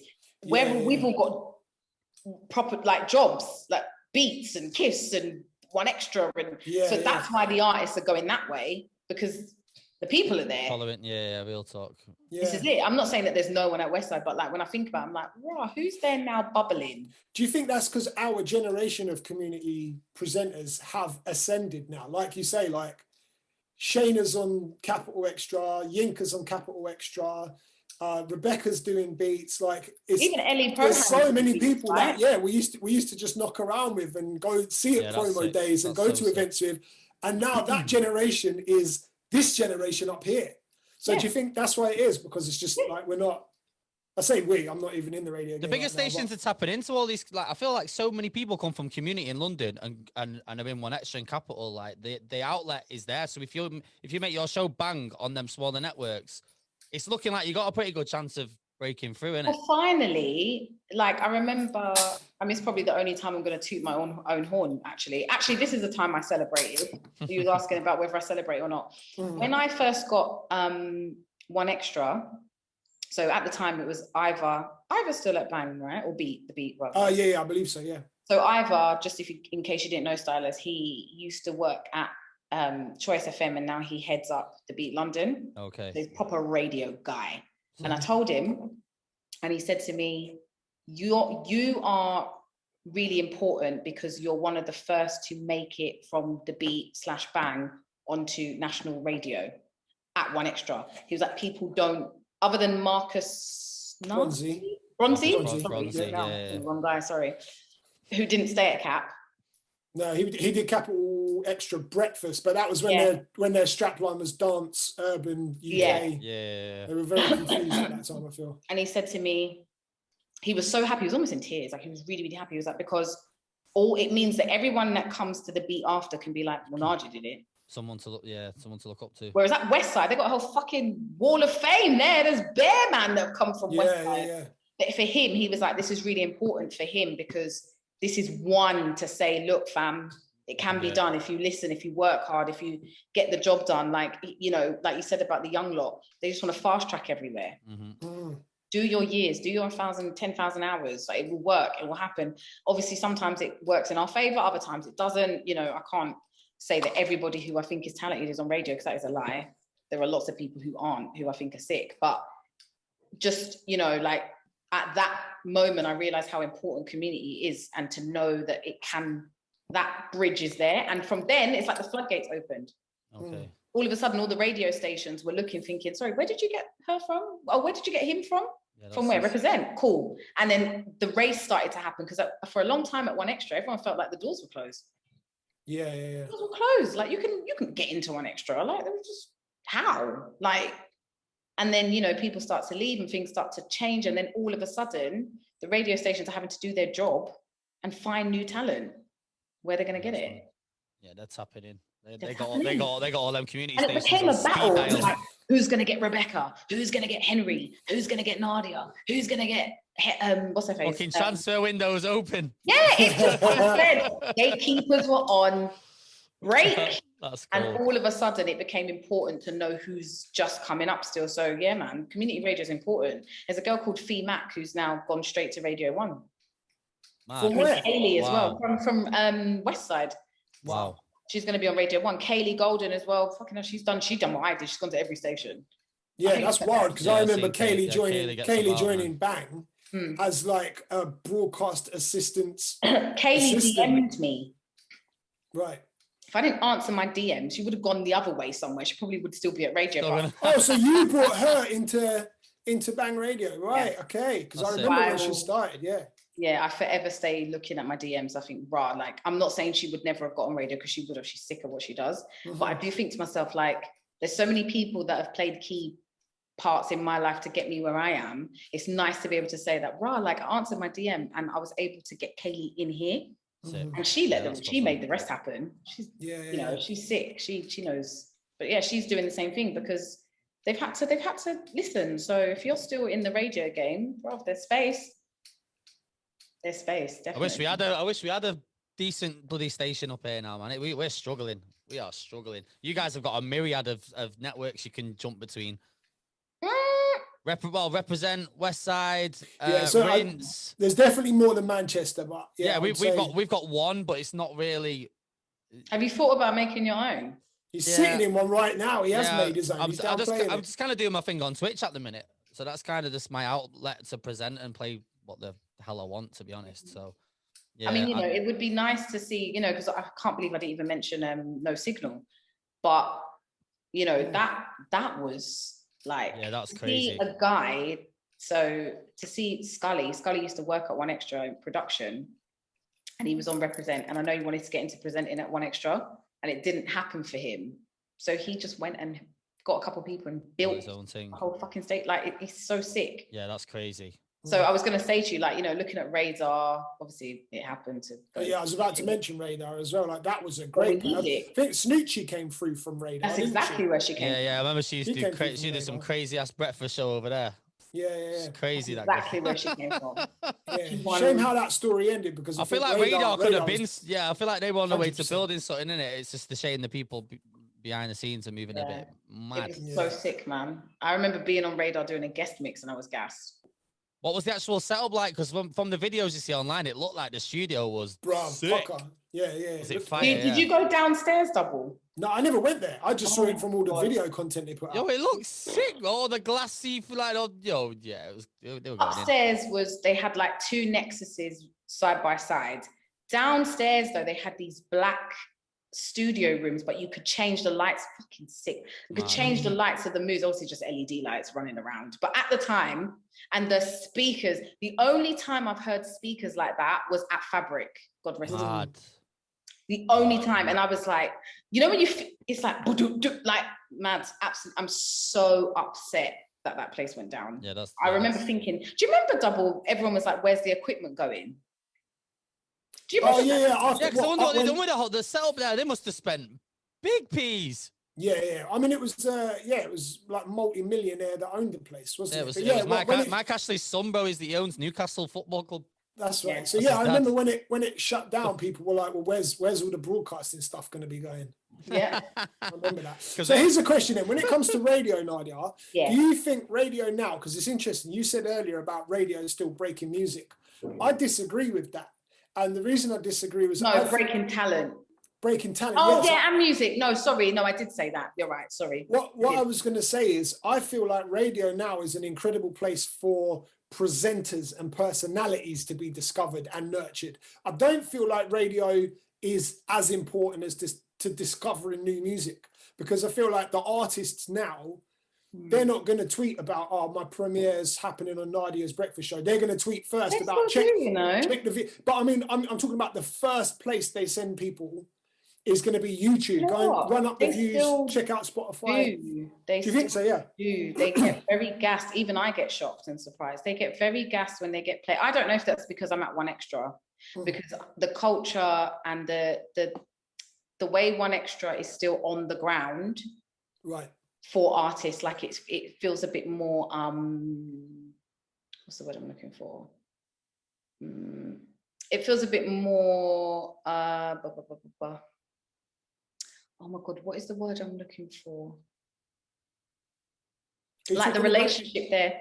Being in touch. You talking about it with being in touch with the artists, or? There seems to be more of a organic artist presenter relationship at One Extra than that I find that it's not so much at Capital Extra, but it is with Robert Bruce. Right. So like, it's still important. Artists will be tweeting me like, oh my God, you played my song, I'm so gassed, because they know once we play it, if Capital Extra aren't playing it, they're going to, and vice versa. If Capital Extra playing something, sometimes we'll play it too. And those are the two stations that will get you the bigger jobs, the bigger reach. You can get 100. How many people are on YouTube that are YouTube famous and you've never heard the fuck who they are? Yeah, really. Yeah, that's facts. I don't have a fucking clue who these men are. Kai would be like, "Oh, there's a sick artist." I'm like, who and where did this person scrape from? Yeah. Whereas radio is still making music stars. We're still, and like I said, I don't know if it's because I work at One Extra, because I will get American artists are like, they're like, oh my God, it's the BBC. Like they just big Jasmine Sullivan, big Bryson Tiller. They're up at 7 a.m. with sleep in their eye talking about, oh my God, thank you for joining me on this Zoom. And I'm like, okay. Yeah, but they're established artists. So what I mean is, like, I'm talking about in terms of I'll use in terms of, like, an example. just to use one example. So Meridian Dan, German Whip. I feel like that song broke through radio. It was played through the radio channels, and it wasn't because it had 10 million views on YouTube that it became a huge song. It was because it was getting bashed on radio all the time. I don't know why I specifically just gravitated to that song, but it's the perfect example that I can think of. Whereas other songs now, like, let me just think. Yeah, think of a song that you feel like. Chunks, for example, or a KSI record now isn't massive. The reason I'm mentioning KSI is because he had a #1 album last year and it was trending in the hip hop charts as well. So he had #1 national album, and his single didn't break because it was on radio. It broke because he's got a huge online army of fans, and that's what I mean in terms of. And I know, like, they're not really you can't use KSI as an example because he was already somebody. He was already a big fat YouTuber. So you need to, like, for example, someone, like, I'll use Annie as an example because we didn't know who Annie was 3 months ago, 6 months ago. You didn't know she's brand new. She jumps on her song is sick. Georgia Smith jumps on it. That's it. Everyone knows what the song is now. Yeah, obviously it's not a club banger like that, but whatever. But somebody like, I'm trying to think who, all right, like Central C. Yeah. Radio. But see, I don't think it is through radio that Central C bust. So would you have heard of Central C if you didn't hear him on radio? Yeah, because of the online presence of all of the meme pages posting his clips of. But why are the meme pages posting it? Because he's getting radio play. You're not just randomly think about it. Meme pages get people all the time. It's like, oh, can you post my team? They'll post it, so it goes under. There's bare songs I've seen. No one cares. No one cares. If it's getting radio play, then man, go on half of their pages. They might have deleted it by now. Go on half their pages. You'll see clips of when Target's played something, when Cyan's played something, when it's played on Breakfast, when it's played on Snoochie's show, like when it's played on Robert Bruce's show. These artists want the One Extra radio play so that it can propel them to get the Capital Extra play. And then Radio 1, you're forgetting. When we play something, that's it. Radio 1, take that. Yeah. Oh yeah, I don't disagree. It does great things for the music and for the artists. But what I'm saying is I don't necessarily think it breaks the artists anymore. I think the people that have made Central C are the kids that are running it up on YouTube. YouTube but videos that alone, that's not good, especially in the pandemic. Alone, that means nothing. You get $1,000 for your views. So what? There's going to be another Central C. But Central C, right as we speak, is on a billboard because One Extra have put him on the Hot for 2021 list, and he's getting the radio plays. Now, no, like my son, if my son likes Central C loading, he's not specifically looking for his next song. Whereas they know that Capital Extra, One Extra, Radio 1 will play his next song. That is breaking him. That is commercially breaking him. The end. 15-year-olds can't do that. The end. The end. 15-year-olds can't do that. The same as Parsaloo. Are you fucking mad? That was our guy. No, see, that's a great example, and that's why I'll disagree. I think Parsaloo has been heavily supported by radio, but Parsaloo broke, in my humble opinion, because of the clip that came out of Frontline, and suddenly everyone was like, it's J Hus 2.0, and that trended on Twitter and Instagram. That's where did you hear Frontline? On social media before I heard it on radio. But you don't listen to radio because you didn't even know who the person me and Stylist was talking about. Like, you are not a radio person if you don't know the one person that me and Stylist are talking about. Yeah? Frontline could have gone viral. There's, like I said, there's bare songs that go viral, but once you get radio play, you have broken as a commercial artist. And then what happened? He got put on our list for whatever it is. Capital Extra playing him, Radio 1 are playing him, and then he won he's on fucking, whose show was he on the other day? Was it Jules? I think it was Jimmy Fallon. He did the Tonight Show, didn't he? Jimmy fucking Fallon. Yeah. You just shot yourself, your argument in the foot. That's got nothing to do with YouTube views. No, not YouTube views, but I feel like social media busting before radio. Jimmy Fallon in a pandemic does not give a shit about your social media from what's that page that I follow? I can't remember. From, oh God, what's his name again? There's a meme page, he always makes me laugh. That guy, I can't remember his name. Oh, it's gonna really piss me off now. He's actually really funny, he captions things really funny. Anyway, they don't care about Link Up TV posting some random brown boy. They don't care. Who sounds like Jay Huss, by the way, in their opinion. They don't care. Parcelu is the perfect example. But that's where the initial attention came from. Best of on Radio 1, because One Extra were playing him and put him on a list, and then he did Jimmy Fallon in a pandemic. Yeah. So they added to the greatness. No. They broke him as a commercial artist is the quote you were looking for. Broke, not obviously his talent, obviously his presence, he's an incredible artist, but radio, the medium, broke him as a commercial artist. And you're not going to argue with me on that, because honestly, Parcelu is literally BBC One Extra pushed, as well as Capital Extra, as well as Radio 1. Anyone that gets played on Radio 1 is going to have presence in the commercial world. And you tell me one artist that's performed with my man Jimmy that has broke from the internet without getting radio play. Not one. It's important. If it wasn't important, it wouldn't still be running as a medium. Global would be in their shits. Remember, double typing. He should. Because KSI, you can't use him as an example, because KSI he's a YouTube sensation. That guy is a YouTuber on the planet, man. He's in like the top 5 YouTubers we have. No, he's a millionaire. Do you understand? It's so that, but I mean, okay. And so that can swing. They can swing that because they have that much power. Like you say, he's just tapped into music, but his following is that big. It just cuts through. He just cuts straight through, man.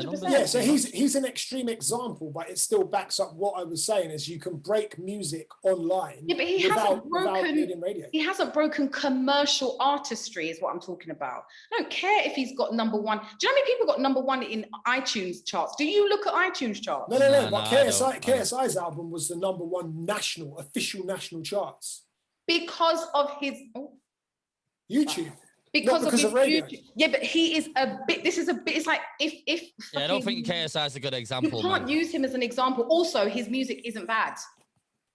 It's not that bad. It's not that bad. Some of it is awful. Some of it is. I was going to say definitely debatable. I like Parcelu as a great example. I like this argument. Because that's the perfect example of when all the radio stations back you, you get thrusted into a world. And I say commercial, not talking about.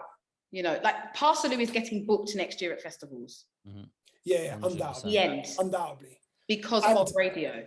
I would say radio contributed to that massively, but I still wouldn't say radio broke him, because when I say someone's breaking an artist, I'm talking about grassroots discovery, putting them on before anyone else puts them on. And I saw Parcelu online before he was on radio. All right, well, Any. Yeah, because you obviously don't even know who she is. No. Any. I'm not massive with the R&B stuff, but okay. I couldn't. Oh, okay. Well, I'm done here. Any. How do you spell her name? ENNY. You are an embarrassment. Come on, Dubl. He's not a radio listener.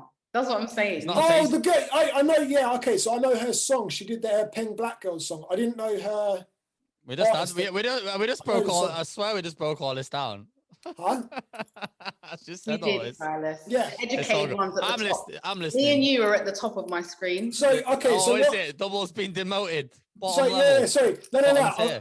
they're any. I didn't actually know our artist name, but I know the Peng Black Girls song because I know Georgia Smith. So the reason I was onto that song, and I feel like the reason a lot of people were onto that song was because Georgia Smith got onto the remix. Yeah, and the reason why Georgia Smith jumped on the remix is because we had it as our track of the week, and it banged, and she heard it, and labels got on the. She was an unsigned girl. She had like 6 followers or something, and she got a blue tick and bare views, and then all of a sudden she's on Colours. Oh right, so Buses artist still. So one extra is how Georgia Smith heard the track. Oh, I don't know how she heard the song. All I know is that's how it got interest. She might have heard it on Capital Extra at that point. There you go. Okay, so then I am wrong, and that you've proved my point. You've proved against. It's still happening. And do you know what's really nice? It's nice to be able to have that vim and be like, rah, we've done this. And I know Capital Extra have done it as well. There's been times I've listened, I'm like, who's this guy? And I go back and I'm like, wow, this is sick. And then we start playing it. And so, you know what I mean? Radio is still doing its job. And if it wasn't, trust me, global would not be global. Yeah, like, they would be the first ones to go. Yeah, their money oriented. You know, I wasn't saying radio was redundant, by the way. I was just saying that I didn't think that radio was responsible really for breaking new music like that anymore. But my point was that radio is incredible for breaking personalities and talent, and like you and Maya Jama, for example, are 2 great examples of that. I agree. That's what I'm saying about that. Is it gives, and Robert Bruce is another one as well. Like I feel like Capital Extra's given him the platform to really showcase what he does. Same with you, same with Maya Jama, same with, I mean, even I guess what Kenny Allstar's doing. Do you know what I mean? Like but Kenny doesn't need radio to do that. Kenny was. No, I agree. He was already doing it. He just taken himself and said, right, we'll go on air. The radio is helping to amplify what Kenny does as. You know what? I would argue that Kenny's presence off air is actually bigger than on air, because I would say to someone, I said to my brother, "Oh, Kenny Allstar." And he's like, "Yeah, I know who he is." I'm like, "Do you know he's on One Extra?" He's like, "Raw." Yeah, I heard that. Because like you say, voice of the streets, man. He's got the streets locked already before he even steps on the radio. Exactly. We benefit more from having Kenny than I think Kenny. Obviously, he loves his music, and I'm not saying he wouldn't want to be at One Extra. Of course he does, but he is a presence like no other off air. Okay. Let alone on. Do you know what I mean? Like, I think wherever he's broadcasting, that place gets the credit. We've got him on in a few weeks actually, so that's one to put to him. To be fair, yeah, tell him what I said, or he probably might watch this. But yeah, tell him what I said. That's it. Yeah, we've been trying to get him on, but he's making us wait till this project is done. Even that, he's a musician, isn't it? Yeah, I hear that. But yeah, man, and you know, I could even go on and say like, obviously, Heady is a good mixture of the two, where it's like he came from the streets and it blew, but Kenny. Once again, Kenny brought him to One Extra.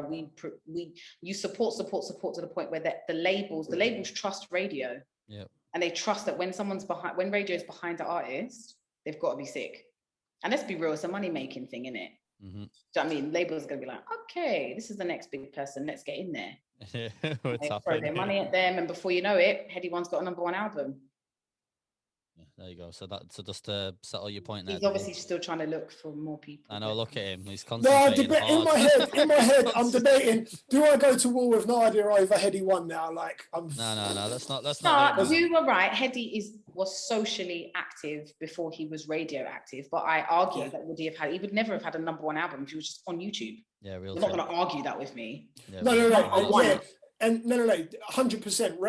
Radio plays a huge part in the music industry and the music economy. Without a doubt. It influences stuff around it as well, man. Like you say, labels tapping in other stuff, like people tap into what the radio are putting out. Yeah, 100%. And for the other thing is as well, what radio does with music is it does put new music into the ears of people who aren't fans to a point of they won't search it out. They're just happy to just be fed with whatever the radio's playing. They will listen. Everywhere. I can barely keep up. I said, I don't blame them. I can barely keep up. Yeah, precisely. It's like I've said before, like with what the radio pluggers do for me is I know the radio pluggers have sifted through all the crap. And if they're sending me stuff, I know 9 times out of 10, I'm going to like it. That's what radio is doing for the general population of listeners it's just filtered through all of the shit music. You're not going to get that. and here's our playlist curated by people that know what they're doing, and you're going to enjoy what you're going to hear. Boom. But my point was that I didn't think radio was as relevant for breaking new music anymore.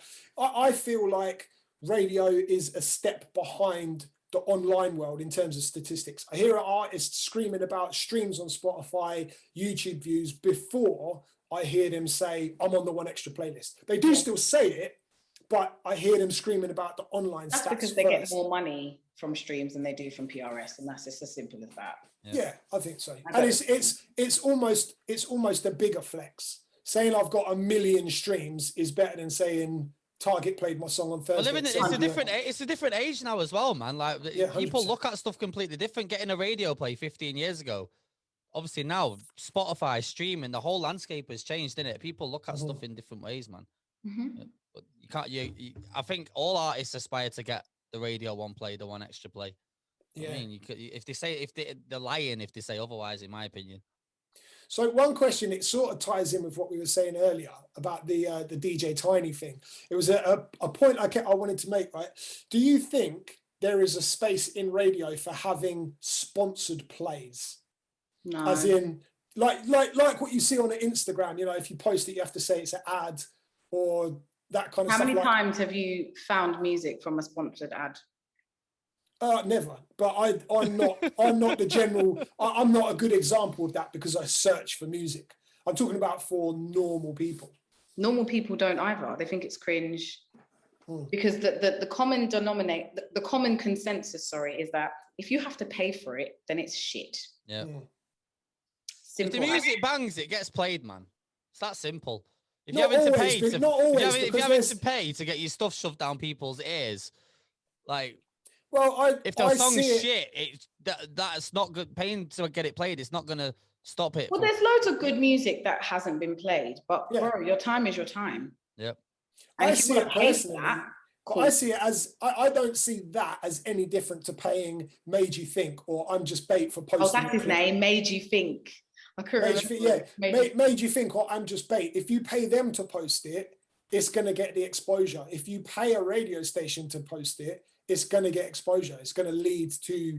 I'm not the right person for this because I don't believe in paying for anything like promotion. Like, for example, if I'm posting stuff and I think like, you know, for example, in my little viral video, everyone's in the shade room.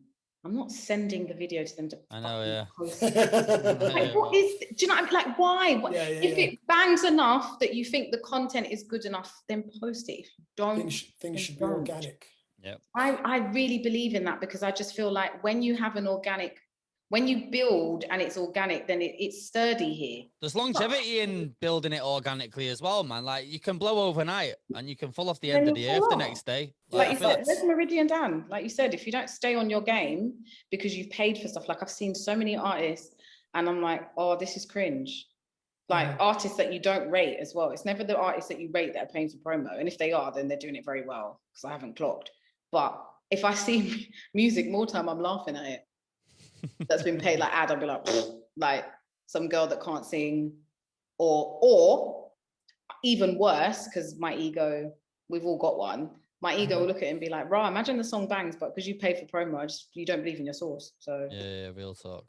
Not even as an investment to actually get it noticed amongst all the noise. No, because you getting noticed amongst what you're calling noise has to be organic because you can get the plays on radio and then give it a month, we're not playing you anymore. If you don't have the natural fan base and you don't have the ground up, the grassroots, or you don't have the you know, some people have 6 songs and they disappear because they didn't do the music all the time. All the time. Yeah, facts. Even big artists. You're just on fucking internet thinking, yeah, I've done it now. Bro, where's the other song? But you're not used to it because you're not doing what you're supposed to be doing. You're too busy throwing your money at everything, which is fine, but there's no longevity in that, like Stxylo said. I feel like that about like with what GRM and stuff do, charging for the videos. Like upcoming artists will go straight to there, they'll post it and it'll get, yo, my video's had 100,000 views and everyone's tapping in, but that's not your fan base.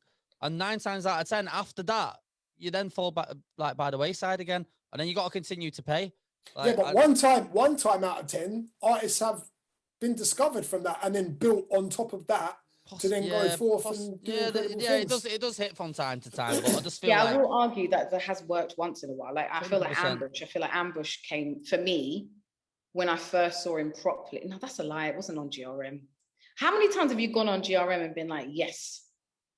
Less and less as the years have gone on. I feel like now there's no filter on it, man. It's just you go on there, there's just a million fucking videos of and of why everything. Is that? Because they're doing a tiny thing. Yeah, exactly. Taking money, and it just the quality of the music. So you're not doing your job. Your job is to filter through the shit. Yeah, man, trust.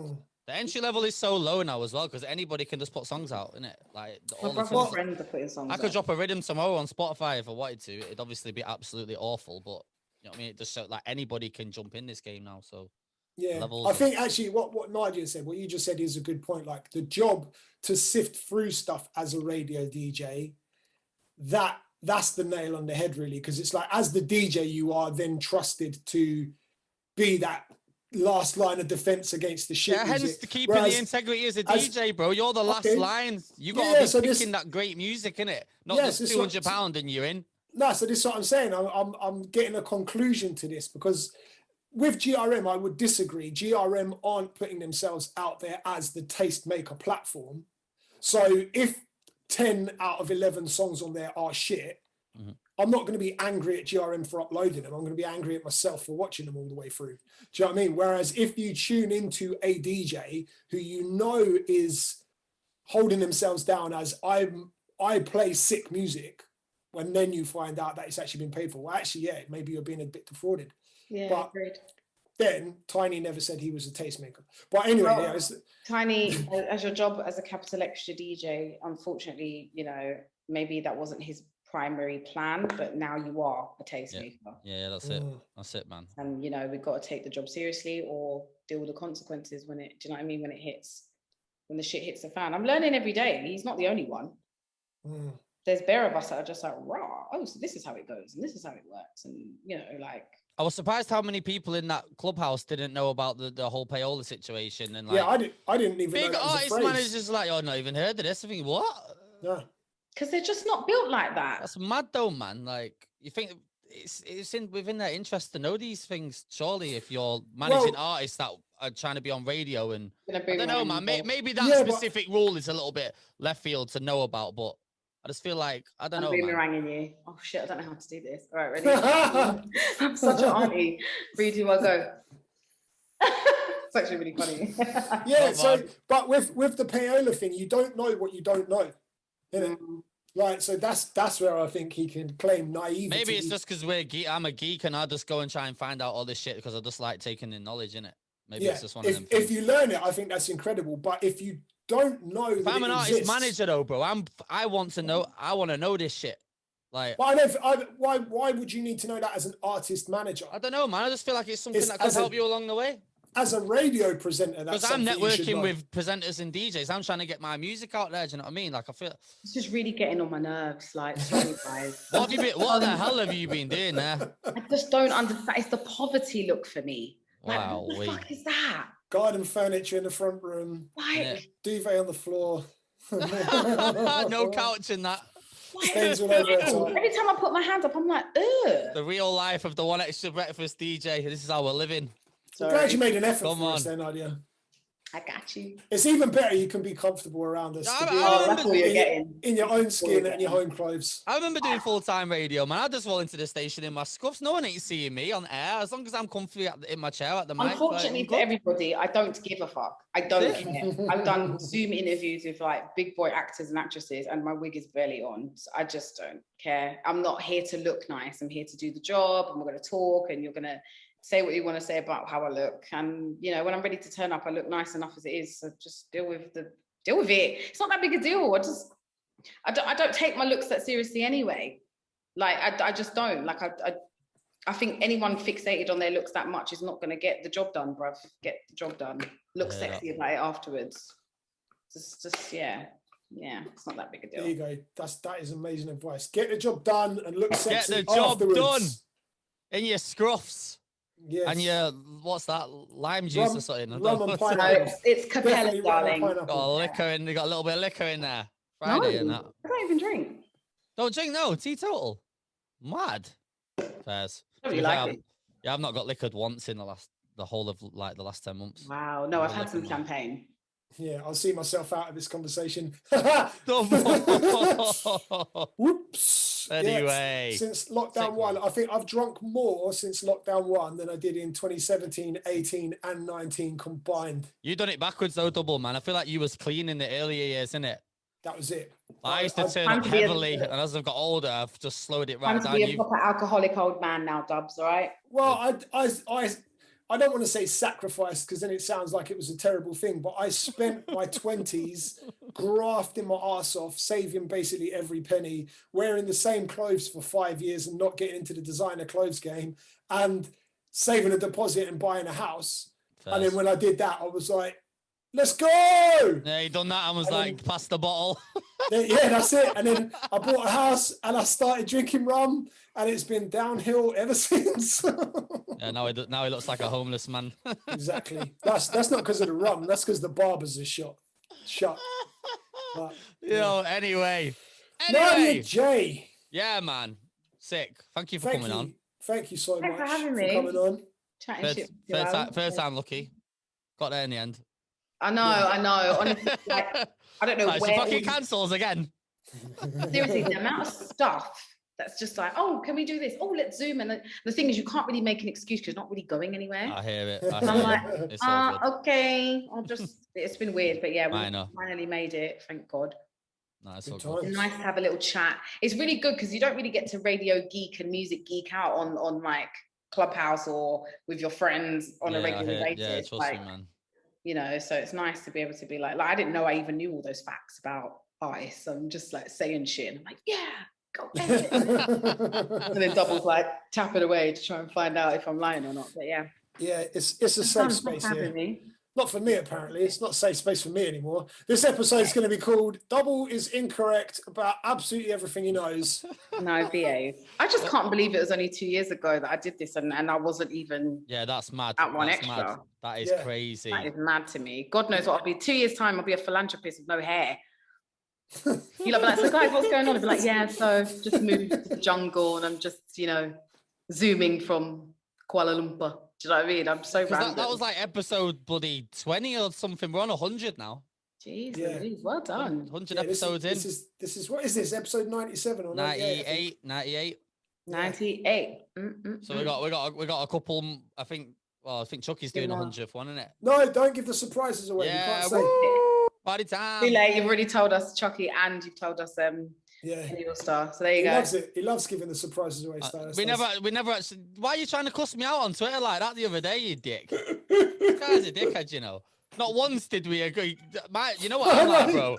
My job is to gas on social media. That's what I'm good at. So let me just do my. Let him have his moment. Let me do my job, man. Spoonie was a special one for me personally. So I was fanboying.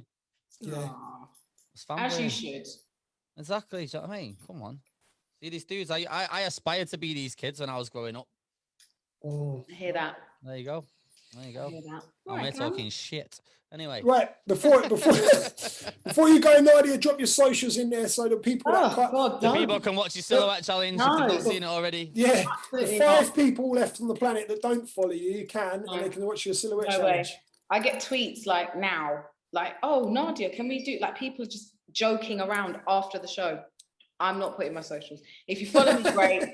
If you don't, great. To be honest, I have to add them in the overlays anyway, so it'll pop up on the screen somewhere.